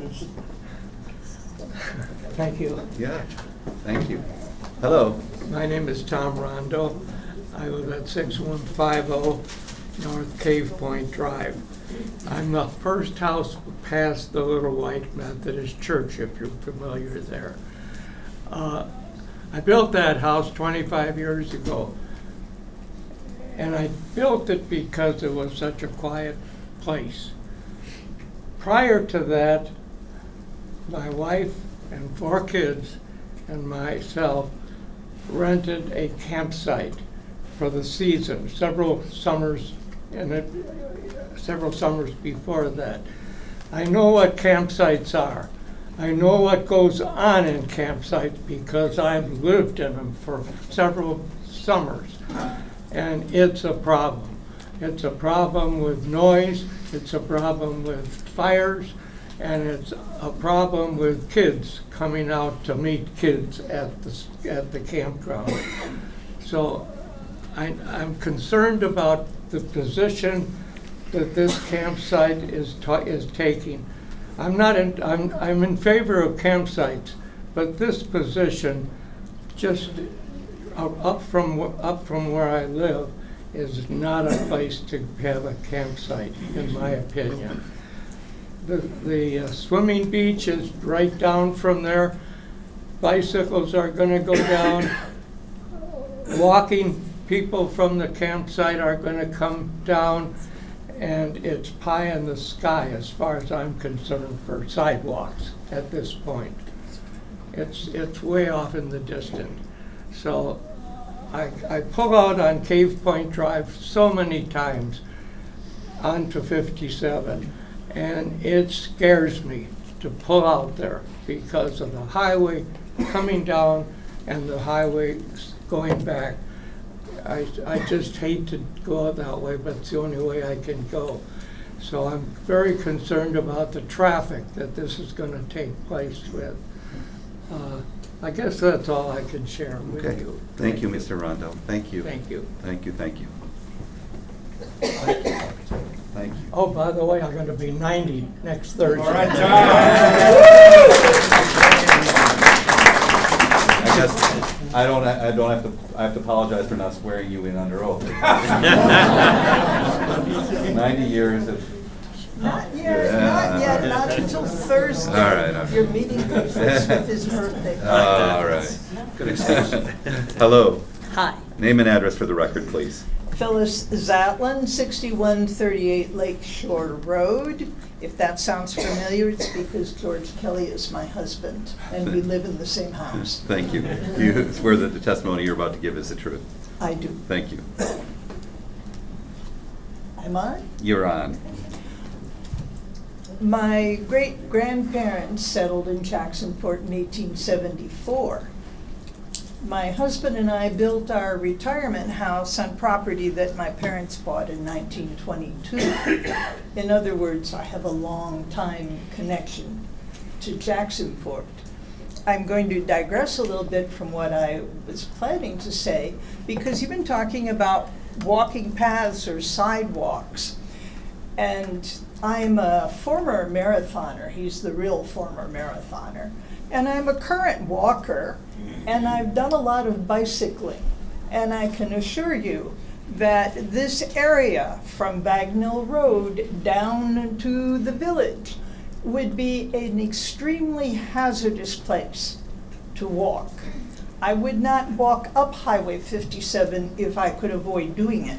Last year, I organized a historic walk with musical interludes for the Historical Society. And because we were going to have people trying to cross from Dan Monier's piano studio on one side of 57 to the Methodist Church on the other side of 57, I called the sheriff's office and they said, oh, that would be terribly dangerous for people to be walking around there. We will do everything we can to help make it safe for your historical walk. In terms of extending the walking path, which I do use because I walk to the village every day, and have it on both sides of the road, those of you really familiar with Jacksonport know about the white picket fence that goes around the property that belonged to my grandmother. It now belongs to cousins of mine who have assured me that that white picket fence is grandfathered, even though it belonged to my grandmother. And that nobody can move that fence. They have written agreements on this from the state level, and it is on a state highway. So that walking path very likely cannot be continued going south on that side of the road. Just toss it out, because it would be wonderful to have the sidewalks and have safe walking things, but it may not be as easy to do as we would like. Today, listening to everyone, I began to worry about safety for great-grandchildren at the campground. Marlene talked about her great-grandchildren. We have great-grandchildren. It isn't just that biking and walking out of that area to go down to the village or to the park or someplace that would be fun to go to would be a bit hazardous. I'm worried about those two ponds, the swimming pond and the storm drainage pond. Without fences around them, little kids are attracted to bodies of water. And even if they already know a little bit about swimming, they drown very fast. I have worried about little children drowning since we had little children, and we still do. Grandchildren, great-grandchildren, there are always little children to worry about, so I would certainly want us to be concerned about that. When we talk about drainage problems, and of course we do, and I wrote to the township about it earlier on, or to the initial committee, and I've written to you as well, I enclosed pictures, which you may have seen, from a book I wrote about Lakeshore Road. We've had drainage problems for years. We can't say we're going to have them just because it's a campground. The campground will undoubtedly make it worse for a variety of reasons. But Highway 57 has been a problem. It's Highway 57 that is the source of the water that is surrounding this particular house that belonged for a time to Tom's mother, but was originally built by my aunt and uncle. Water surrounding it. This is water surrounding our new house on the other side of the road. We have a drainage issue. And if you're at the low point, and it doesn't have to be right off the road, we're a few lots in on Lakeshore Road, you have the water swooping down there. The cottage my parents built in the 30s was flooded, totally flooded. I had to go in and throw out a lot of stuff. The water had come down from Highway 57. I am not comforted to know that storm water from the campground would be routed to a ditch along Highway 57, because I know where that water will end up later on. And as my husband said, our sump pump is already working overtime. We can't handle any more than that. I did a little bit of math when I was playing with the whole concept. And although this is a generous RV park in terms of the space per unit, nevertheless, the total density of potential population there concerns me deeply. The most liberal or least restrictive zoning that I'm familiar with for residential homes in the area is 20,000 square feet. And the density with the RVs would be about 3 times that. So that you're really putting more people closer together. Now, if you have a nice modern RV, and they can be 40 to 45 feet long, which makes them double the size of the cottage my parents had where I spent my childhood summers. You might invite your grandchildren to come visit, or your great-grandchildren. You might bring a lot of other people in, and you probably would be able to use that facility for a good part of the year, maybe a full 6 months.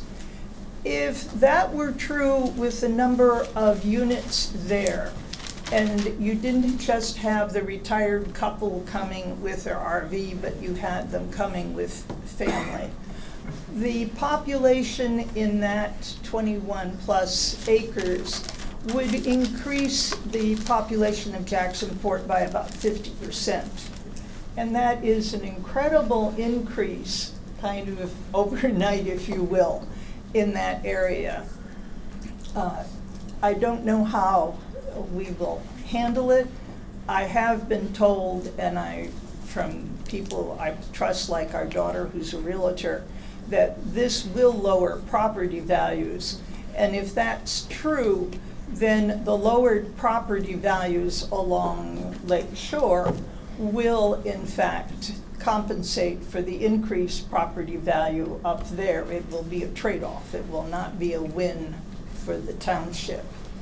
May I say a word about Dan Monnier? I mentioned that he was part of our historic walk with musical interludes. He lives in the schoolhouse that is the first residence on that side of the road going north from the proposed campground. He gives piano recitals there. He has a recording studio there. If it's quiet hour from 10 p.m. to 7 in the morning, I don't know how he will handle the piano recitals or the recordings.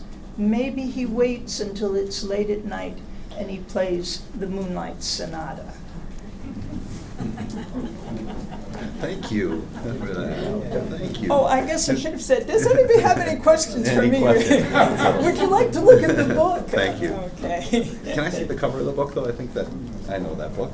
That's it. Yep, thank you very much. Well, Thank this you. is a proof copy Thank of you. it, but it's on sale at Bly's Grocery. Don't fail to get it. Thank you. Hello. Name and address for the record, please. Mark Hatzenbeller, 1922 Norfield Road, Swamico, Wisconsin, 54173. We have a residence on 6080 Lake Shore Road, which we purchased about 1 year ago. May 1st, we closed. Okay. And you swear that the testimony you're about to give is the truth? Yes, yes, Thank I do. Thank you, Mark. Okay. I'm going to read a little letter I have here, and some of it is pretty much similar to some of the testimony that people talked about, but it also goes with my experience and my background. I have 29 years of engineering in my background, and the last 11 years as a business consultant working with manufacturers throughout the state of Wisconsin. A lot of the work that I'd done in engineering was in the safety and environmental and health in manufacturers. So I can answer one of the questions that George had. One of the things that concerns me greatly is the water runoff. Yes, we addressed the stormwater, we talked about those issues, and George mentioned it's true. It's going to run downhill. So anything that takes place up on that hill is going to run down Highway 57. Now we know that we put salt and sand and things like that into the ditches. Does that run off right now? Absolutely. But does all of it run off right now? Not all of it. Some of it's going to sit there until we have high water events, and then it's going to run down. So if there ever was a situation that occurred up on that hill into that RV campground, we'd have some issues, okay, with water runoff, and that's going to end up undoubtedly down into the lake, as George mentioned. One other question that I would have for the engineering group that did provide some very well documented things, what did catch me by surprise a little bit is when people around this room historically know of the power outages that we experience up at Jacksonport. And without the thought or at least the consideration of, I'll say, power generation, I have a concern. Because if there is a power outage, what is going to happen when the power goes out for 2 or 3 or 4 days? What's going to happen to that runoff? Or how are the pumps going to handle that? So what is the backup situation there? I'm just going to read my short letter, and I'm just going to reserve my right here for rebuttal at a later time. As representatives of the county, communities, cities, and towns, I ask you to consider these factors when evaluating the proposed RV park and the proposed location. How will it affect the county, community, residents, tourists, and the ecosystem? What effect will it have on the traffic patterns, traffic volumes, types of vehicles, walking and cycling to and from the proposed RV park to the city. Noise and the vibration levels from the RV and the generator motors, if they're allowed. Air pollution, water pollution, soil pollution, and noise pollution in excess will have an adverse effect on safety, health, and wellness. Can we all agree that prevention is a more economic solution than correction or regeneration? The question remains, will an RV park enhance and have a positive impact to preserve and protect our safety, health, and wellness of Jacksonport? Through my eyes and the hundreds of researches conducted by scientists, the answer would be no. You can easily search that. Any of the Google documents on the internet, you can search the hundreds and thousands of hours on noise pollution and the effects on the ecosystem, animals, and the person and people and their health and wellness. In closing, every time I drive to our home on Lakeshore Road, I pass two signs entering Jacksonport. One is welcome to the quiet side. It's one of the reasons why we purchased our home here, because we wanted to be on the quiet side, in close proximity to areas that we can go and enjoy some of the other activities. And the second sign I see is future home of Jacksonport Historical Society, keepers of the past, yesterday, today, and tomorrow. Support our efforts to preserve our safety, health, and wellness through reconsideration of the permit for the RV park. This is not the ideal location for the economic development when you take into account safety, health, and wellness. Thank you for your time and consideration. Any questions? Were you able to attend any of the meetings? I know they had the rezoning in July of 2017. Were you able to attend any of the rezoning? I did not requests? attend the zoning meetings. I did attend one of the town meetings this past summer, and I spoke to Randy. Okay. Can you tell me where on Lakeshore Drive, you can use that pointer if you wish, is your residence on? I'm right about in here. Okay, great. I'm on 6080, so as Phyllis was talking about the hill, I'm on the upside of the hill. Okay? I'm on top of the hill. The water does run this way and down in that direction, and Phyllis is right down in here. And I know some of you on Lakeshore Drive own on both sides of the street. Do you own? And I do not own the other side of the street. Fair enough. Okay, thank you very much. Thank you. Can you spell your last name for me, please? HATZENBELLER.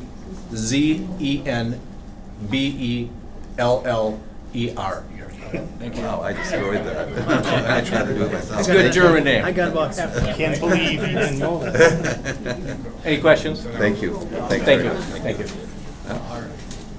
Yes, sir. Good evening. Hello.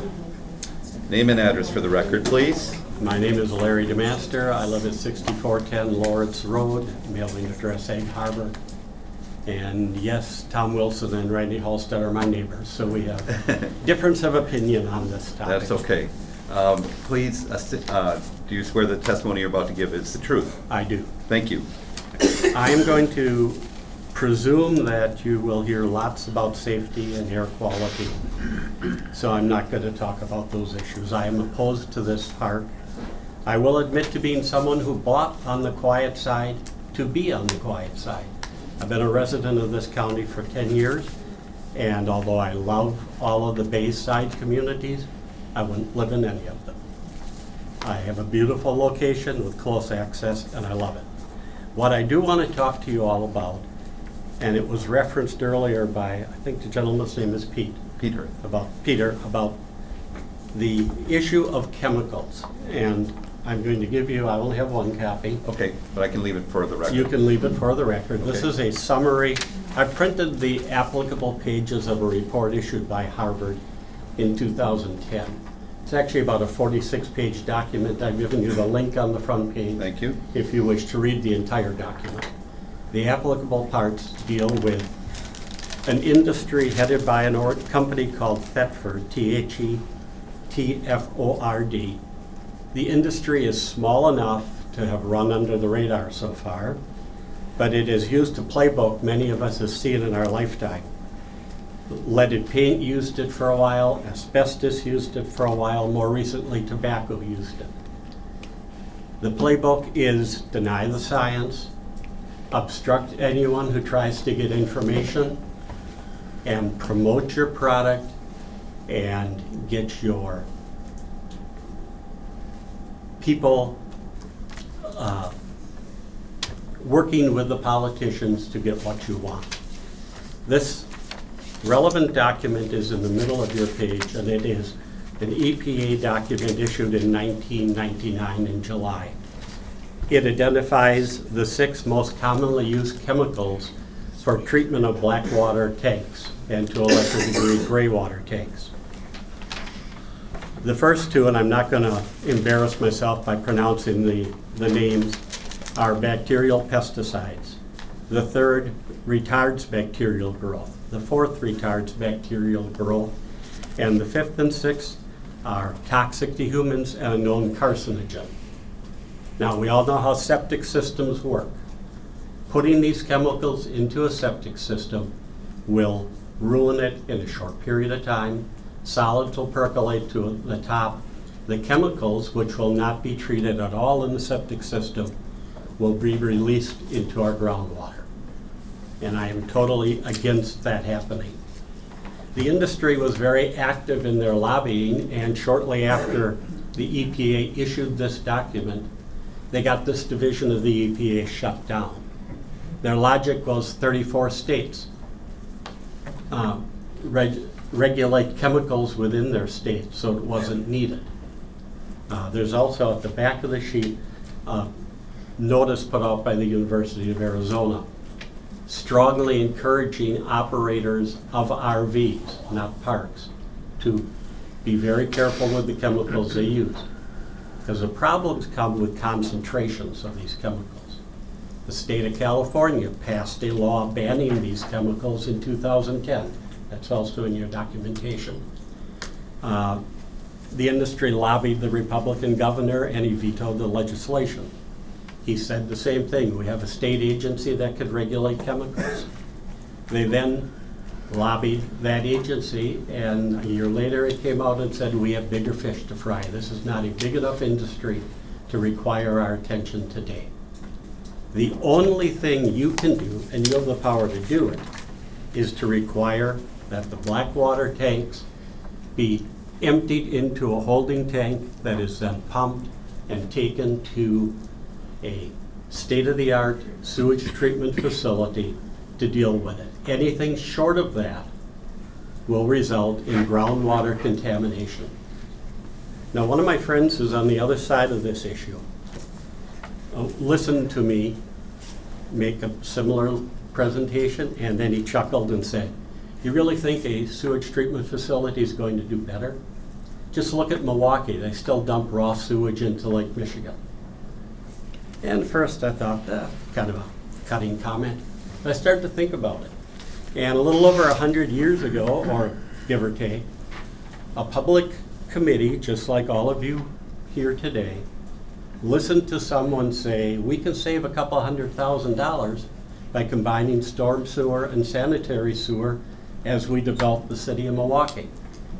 Well, guess how well that worked? I think everyone knows about the Deep Tunnel Project. I think right now they spent around $4.5 billion trying to solve that problem. And my friend was right, they can't solve it. They still dump raw sewage in the lake a half dozen times a year.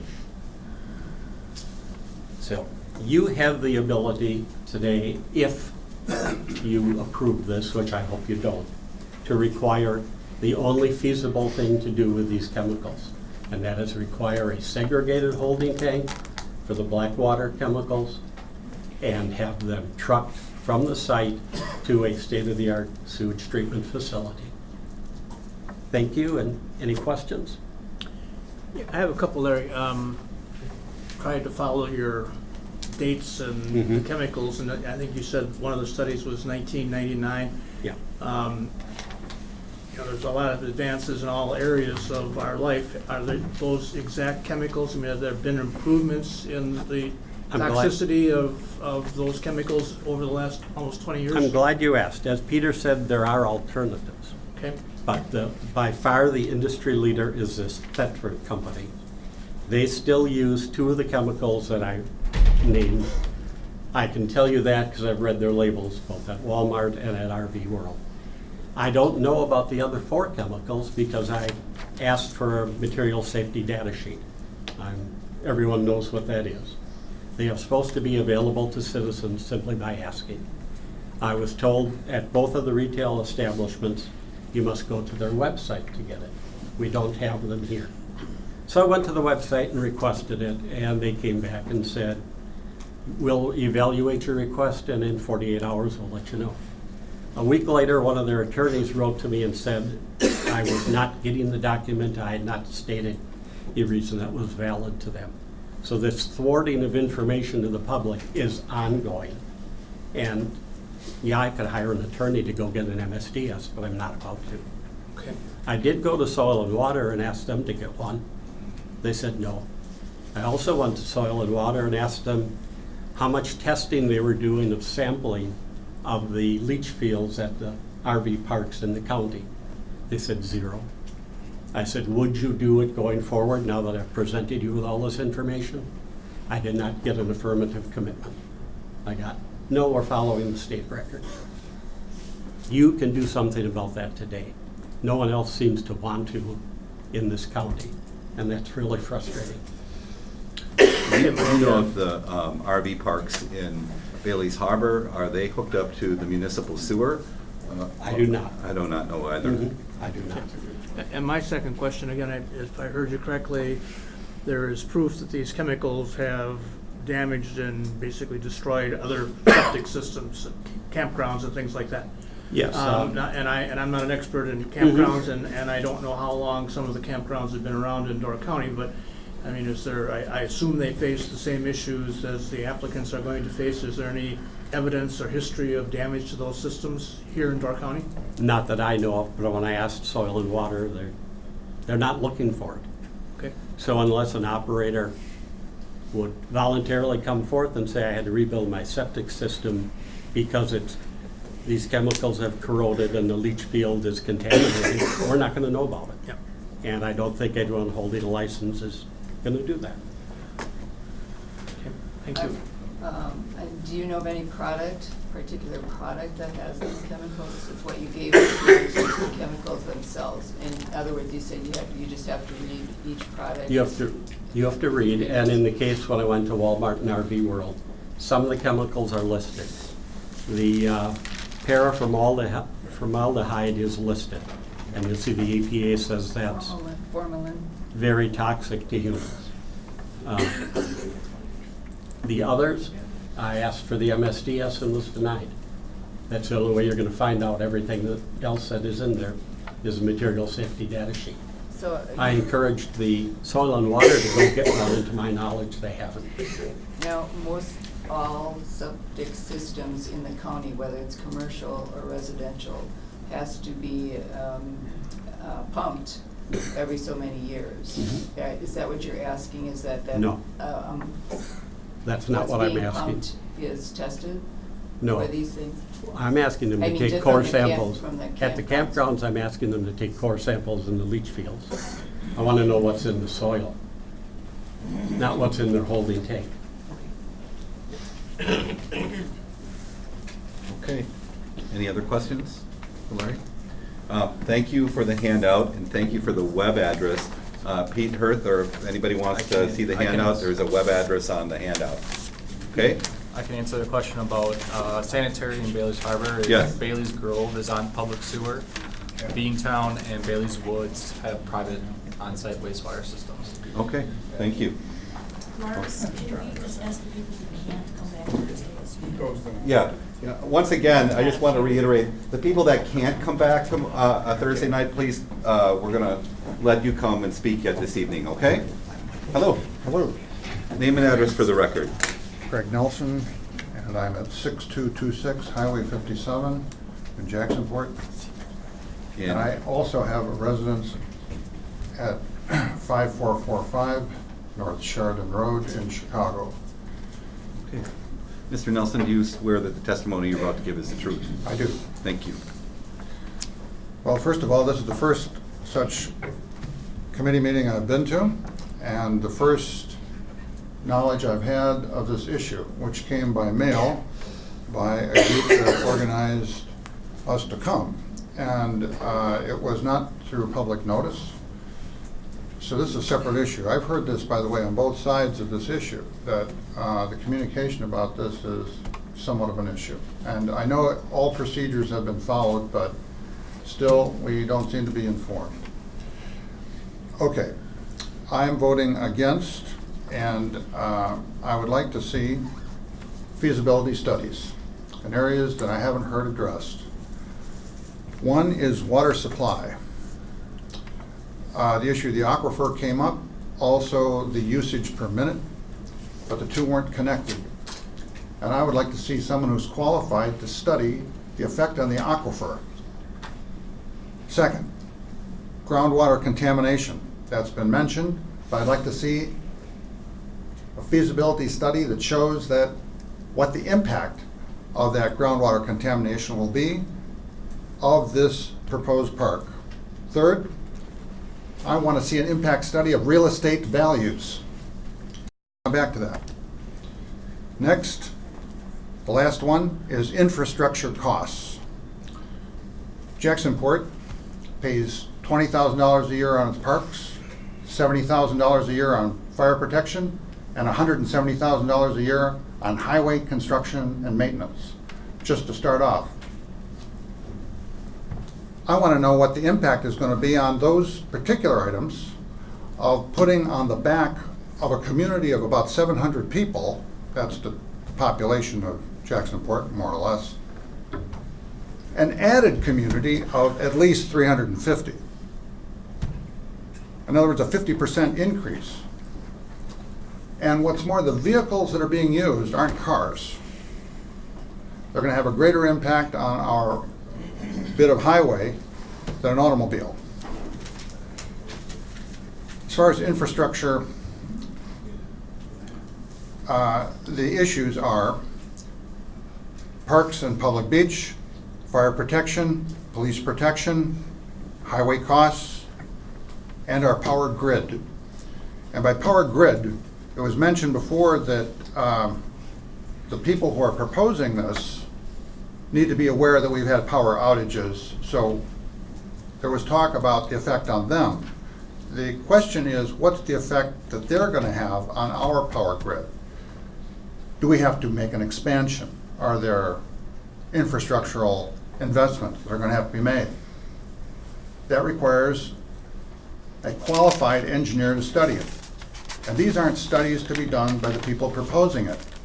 These are studies that have to be done by independent authorities, which the county contracts, which the proposer finances. As far as the real estate, I don't know of any study that's done locally within Door County of the effect of an RV park on local residential real estate. But it would be the kind of study, I'll give you as an example, that was done by Realtor.com in March of 2016. They're the largest online real estate market platform. They alone are worth $2.5 billion. So, and they've been around for 20 years. They know what they're doing. They commissioned a study of the effect on real estate values of factors that they have seen pull down the costs, the value of real estate. They came up with 9 factors. They did correlations. They used US Census data. I'm going to give you the top 3 that pull down those costs. Pull down real estate values. Top 1, bad schools. That takes a pull out of real estate value of 22.2%. Now the second one, this may be humorous, would be if you happen to be in a community where they put up a strip club. That pulls down your real estate value 14.7%. The next one, the third one, is concentration of rental properties. Now rental, that's exactly what we have here. These are RVs coming into town renting a spot for as little as a day. And no, it's not the same as having a lodge in the center of Jacksonport, because that's the commercial district. We're not talking about that. We're talking about in the residential area. The value that that study came up with was 14%. So what that means is, where there's a high concentration of rental property, residential property values decline 14%. Now, they studied 100 metropolitan areas. If you consider Door County as a metropolitan area of 27,000 people, it qualifies. But that's the kind of study that needs to be done here. I would ask any of the people who voted in favor, would they build a house next to this RV park? Well, that's all I have to say. Thank you. Thank you. Hold on one second. Any other questions for Mr. Nelson? Thank you very much. I do have a question, and I know some of us, we've all struggled. Every committee, from the town level to the city level to the county level to perhaps even the state level, on notices and how to keep the public informed. And I think as you continue to be a resident of the town of Jacksonport and Northern Door, all of us would value your opinion, and I know this board struggles with how we get notices out to the public as well. And I appreciated your comment earlier where you said all procedures were followed, but I agree with you. We are still not doing an adequate job of getting the notices out. And that's the frustration perhaps some of us are in here this evening, as well as other hearings that we have. We hear this time and time and time again. And we struggle because a lot of people are absentee landowners.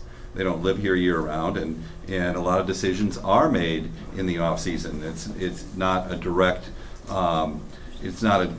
hit at the people that are here locally. It's just that we need to all do a better job of trying to figure out how to get notices out. And with electronic devices now, it's probably easier and easier. Absolutely. So I think that would be the first thing, that all the property owners need to be polled for their email address and understand that it's to their benefit to do that. And in addition, of course, there is surface mail. That's how I heard about it. I'm a property owner of record, and my mailing address is on record, and the people found it and did the mailing, and I don't know why the county can't do that. And the towns and the villages, et cetera, et cetera. I don't So see why not. it just doesn't. But Exactly. I can assure you that the town that at least the planning department staff goes beyond what is required and trying to get notices out. So but I do understand your frustration. I totally applaud, first of all, of the village, the town, the planning board, and all the work that they do. And also the people who have the entrepreneurial spirit to go after this project.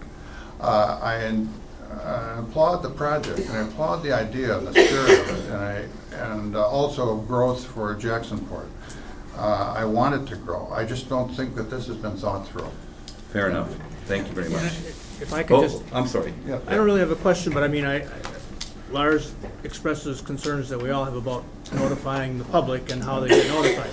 At the same time, as we talk to the various people that have, I guess, the opportunity to do that, it's difficult for them from a resource standpoint to do it. So I think somewhere there's always notice available of upcoming hearings and things like that. And I guess my suggestion is that different communities appoint maybe a rotating person or somebody, a watchdog, that will peruse all of these notices, and when they see something that needs attention, that they communicate to their neighbors and people in the community. Because at some point the county can't be expected to do, or any of these municipalities to do, all the notifications that you're suggesting in the extensive manner that you're suggesting. Well, you're right. You're right. And it is, after all, a volunteer effort all the way around. I mean, the town is really volunteer.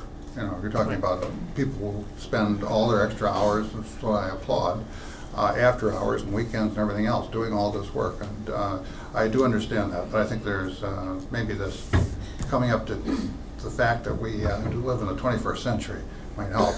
And I think there's something that can speed things along. All right. Okay. Thank you very much, Mr. Nelson. Yes? I'll go fast.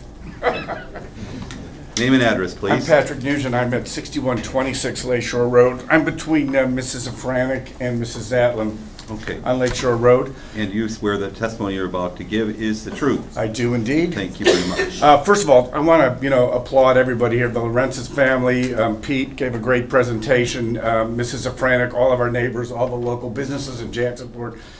The board here, all of the people that are really here for the betterment of Door County and this community and the preservation of this unique place, because I know everybody here really has that at heart. I've been a seasonal resident of Jacksonport for 50 years. I respect everybody here from Jacksonport that is behind this endeavor. I stand for each of them in their dream to enhance the growth of business and the business models for owners and residents in this community. But that brings me to two major fears, which have been hit on very well by Larry and the last gentleman and Mrs. Zatlin and a couple of other people, and that is the environment and safety. The Niagara Escarpment is the world's largest freshwater reservoir. It is fragile, it is threatened, and it is in danger. And we stand right here at a crossroad in this community of ignoring science and perhaps offering our children and their children a broken earth. So Jacksonport, like many communities, has had the opportunities over the last 50 years to actually try to install a proper sewage situation for the population and businesses that enhance the area. We have not done so for many reasons, largely cost, but that in itself is a growth endeavor. That in itself is reasons like communities like Bailey's Harbors are thriving and are growing. Septic systems are not good systems. They're bad for all. If you look at the poisoning of Nicollet Bay, the log den, they're only examples of major contamination breakouts that we've had in Door County. And who knows about individual cases of feces and water waste contamination that actually occur on a non-reported individual basis. The Agua Flow study that we're talking about was based in 1977. We were talking about a report in 1999 that seemed out of date. 1997 for our Agua Flow. We need to actually update that study, and we need to do something about the idea that, yes, indeed, George is right. If you drop something in Door County, it goes into the lake. That's the way the escarpment works. The bedrock system doesn't allow anything from the peak of Door County, anything you drop and it goes into the lake. And so therefore, each and every person that's up there, whether it goes into the septic system or not, whatever they drop is still things that are going to contaminate the lake. So we are adding to the population, at least 25% of the population in Jacksonport, and I agree with Mrs. Zatlin that that is a problem. That's an issue that we really are not looking at. From a safety issue, I know we did a car safety issue on cars coming up, but the reality was that was a non-scientific study. And the reality is we aren't looking at the fact that 45-foot RVs are coming up 57 on Friday night and trying to make a left-hand turn before that big hill going downhill. So, I mean, I tend to think that that's going to end up being a very dangerous thing. I will say this. I am behind this community, will stand behind this community. If this project comes to be, then it comes to be. I will do everything I can to try to improve the infrastructure in Jacksonport and try to include all of our businesses so that we can grow, because each and every person that works here deserves to have their business grow, and quiet side or not. And it's not about people that just live on the lakefront. It's about the fact that we have children and grandchildren that we need to worry about, and this is a good time to start worrying about it. So that's kind of my statement for it, and I'll leave it at that. Any questions from Mr. Nugent? Okay, thank you very much. Okay, we still have time for a few more. Oh, yeah. Good. Hello. This will be fast. So, I'm Robert Frost, and I live at 6183 Highway 57. Right there on that map. So, And obviously... Mr. Frost, you swear the testimony you're about to give is the truth? Yes. Thank you. And I'm just here, because we're so close, because we own the land that is almost adjacent to this development,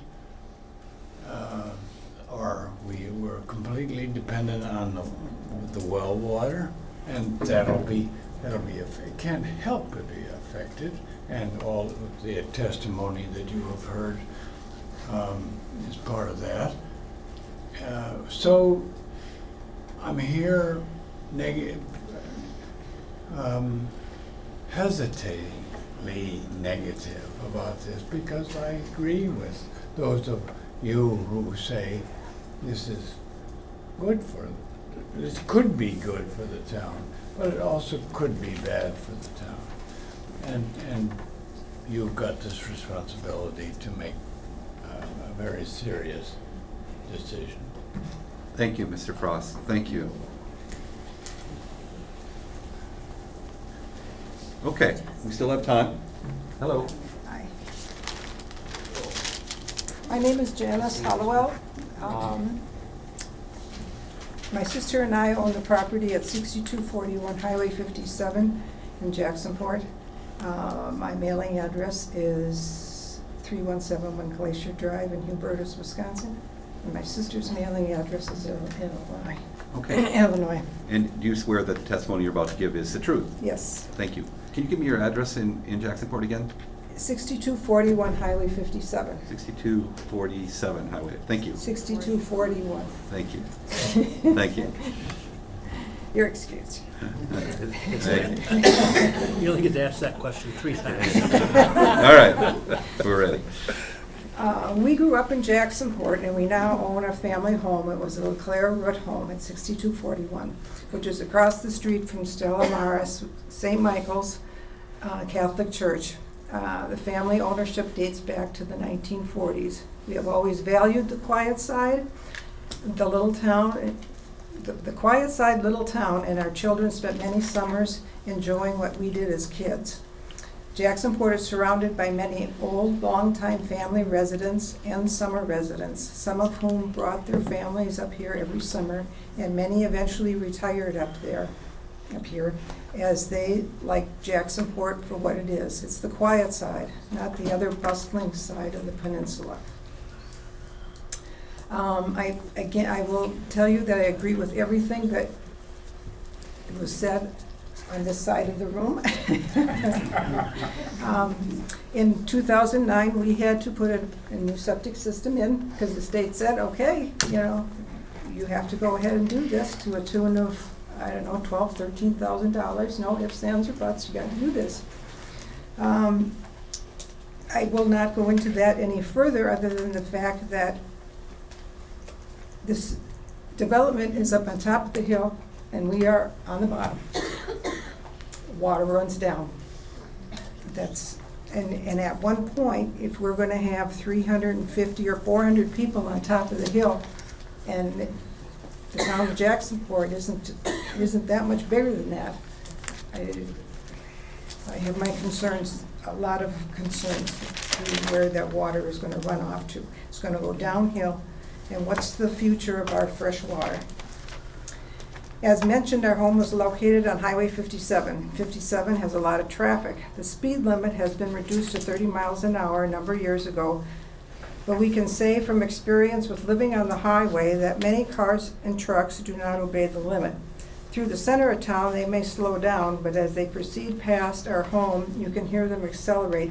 This is in the summer, especially the trucks, and there are a lot of them. If cars and trucks can't obey the 30 miles an hour all the way through town, what makes you think that they're going to obey the speed limit by the RV park? And if you can't control the speeders, what risks will the pedestrians have in store for them? We worry about the trespassing and vandalism where we are.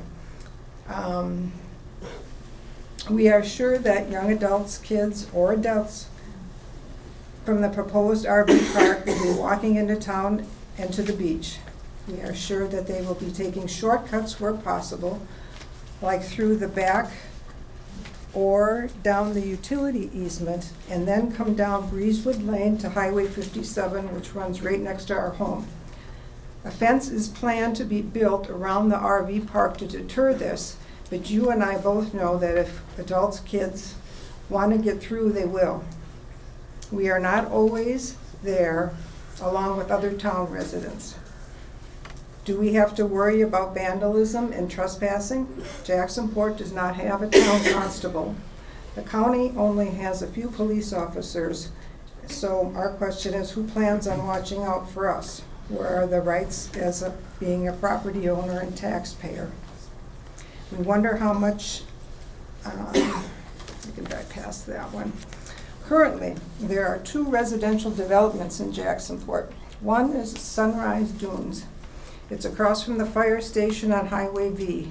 It was started 20-some-odd years ago. Currently, there are only 6 houses in it and many empty lots. The second residential development is Lakeside Estates, which butts up to our property. It was started in 2005, and there is only 1 house in that development, and there are 13 empty lots. Neither development got off the ground. Now, are we going to have a third one come into our community? Will it be empty in 10 years? It's not quite the same kind of development, but it's a development. There's also the aesthetics of such a large number of 30 to 50-foot trailers sitting on an open field at the entrance of our town. And I understand they plan, with all the trees and etc. But it currently is an empty field. It's also very close to the entrance to Cave Point Road, which leads to one of the Door County's most beautiful parks, Cave Point Park and Whitefish Bay Dunes. Wouldn't it be awful if you heard someone giving directions to Cave Point by saying, turn on to Cave Point Drive, which is near the RV park. You can't miss that. Can't we leave part of Door County the way it is? As my sister and I travel through the county, we can hardly remember some of what made Door County, Door County. Please appeal the decision to go forward with this RV park. I also had a couple questions. One of the things was they had tested the wells. They had said that the wells didn't have an issue around the current campgrounds. Were those wells actually tested? Was the water actually tested, or is it just that nobody had complained of having a bad well?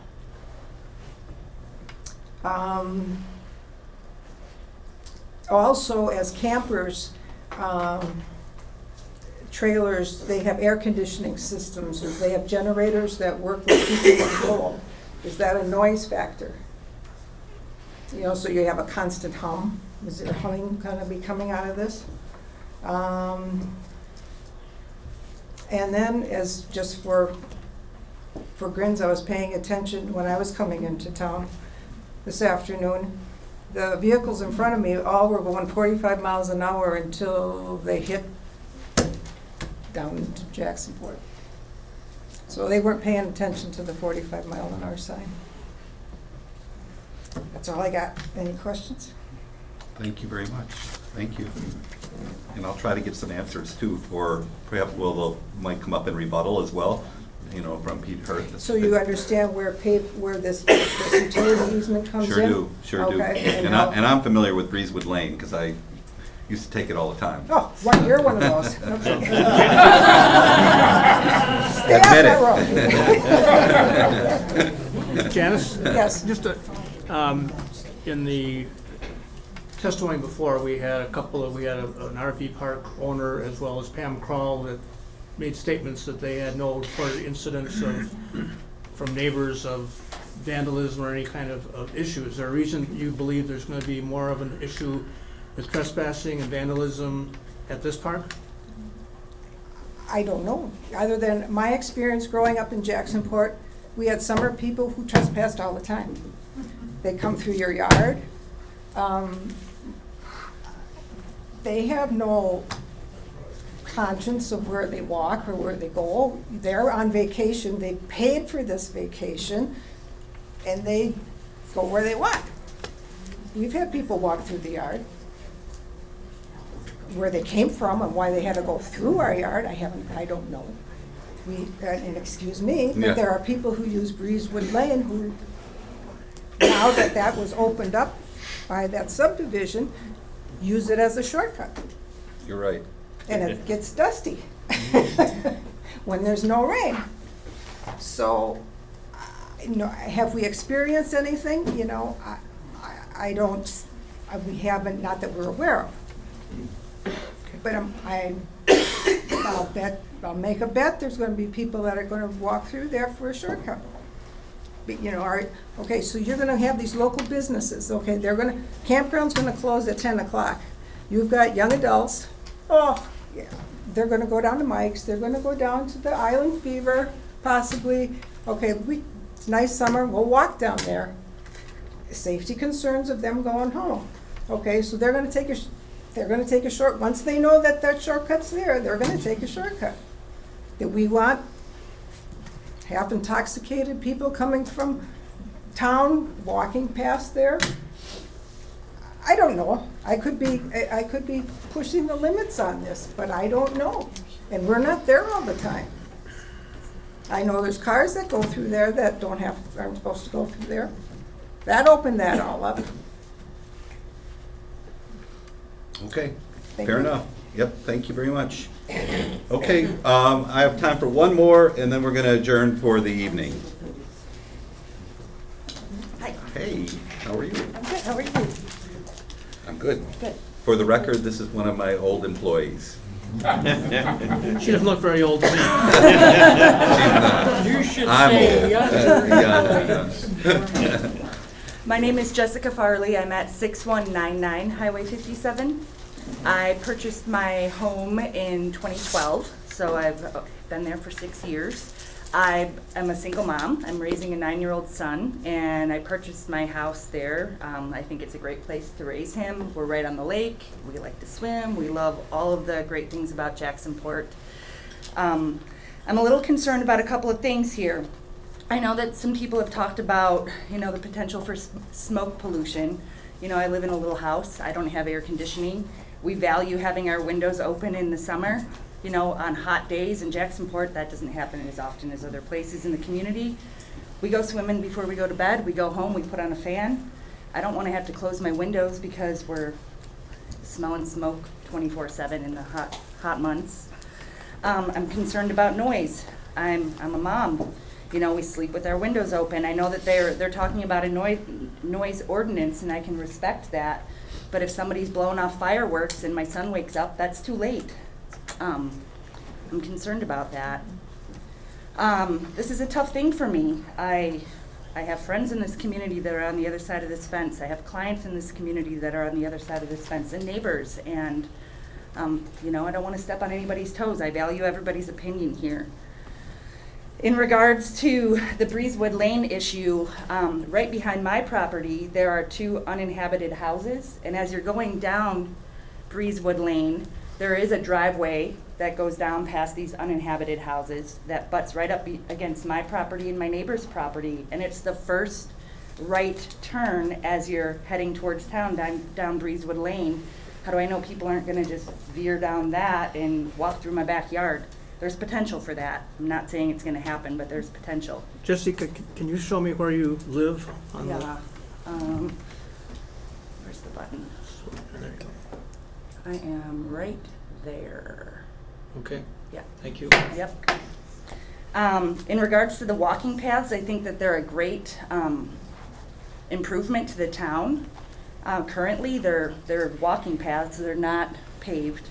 And I'm assuming that people that are going to be going to an RV park, if they're going to continue those up to the RV park, some of them are going to be handicapped. Some of they're going to have strollers and whatnot. And those things get dogged down in the current walking paths, and you have to walk on the road anyway. So unless they're looking to pave those sidewalks in the future, I hope so, because I think it is a great addition to the town. I look forward to them coming down to my house because the 3 houses past the town hall bakery all have school-age children, and they have to walk in the road or in the neighbors' yards to get to the walking paths to get to the park. And then another thing is back to that water quality. I know that they touched on the well being drilled 200 plus feet. Well, when I bought my property, in the contingency of buying the property, we had to dig a new well, and my well is 200 plus feet deep, and we busted into an aquifer of water that was really high in iron, and it's been a real bugger of a situation since I bought my property. And after spending thousands of dollars and putting a water filtration system in and whatnot, I'd be really bummed if all of a sudden my water goes south. So that was a big deal. I look forward to Jacksonport continuing to grow. I'm just concerned about the proximity of this to the property that I've worked really hard all my life to get. That's all. Okay. Any questions for Jessica? Okay. All right, thanks. Thank you. All right, everybody, thank you all very much for coming tonight. The chair is going to declare a recess until Thursday night at 6:30. I want to thank you all for being so respectful to one another. You have a great community. You have a lot to be proud of. Thank you very much. Just one housekeeping note.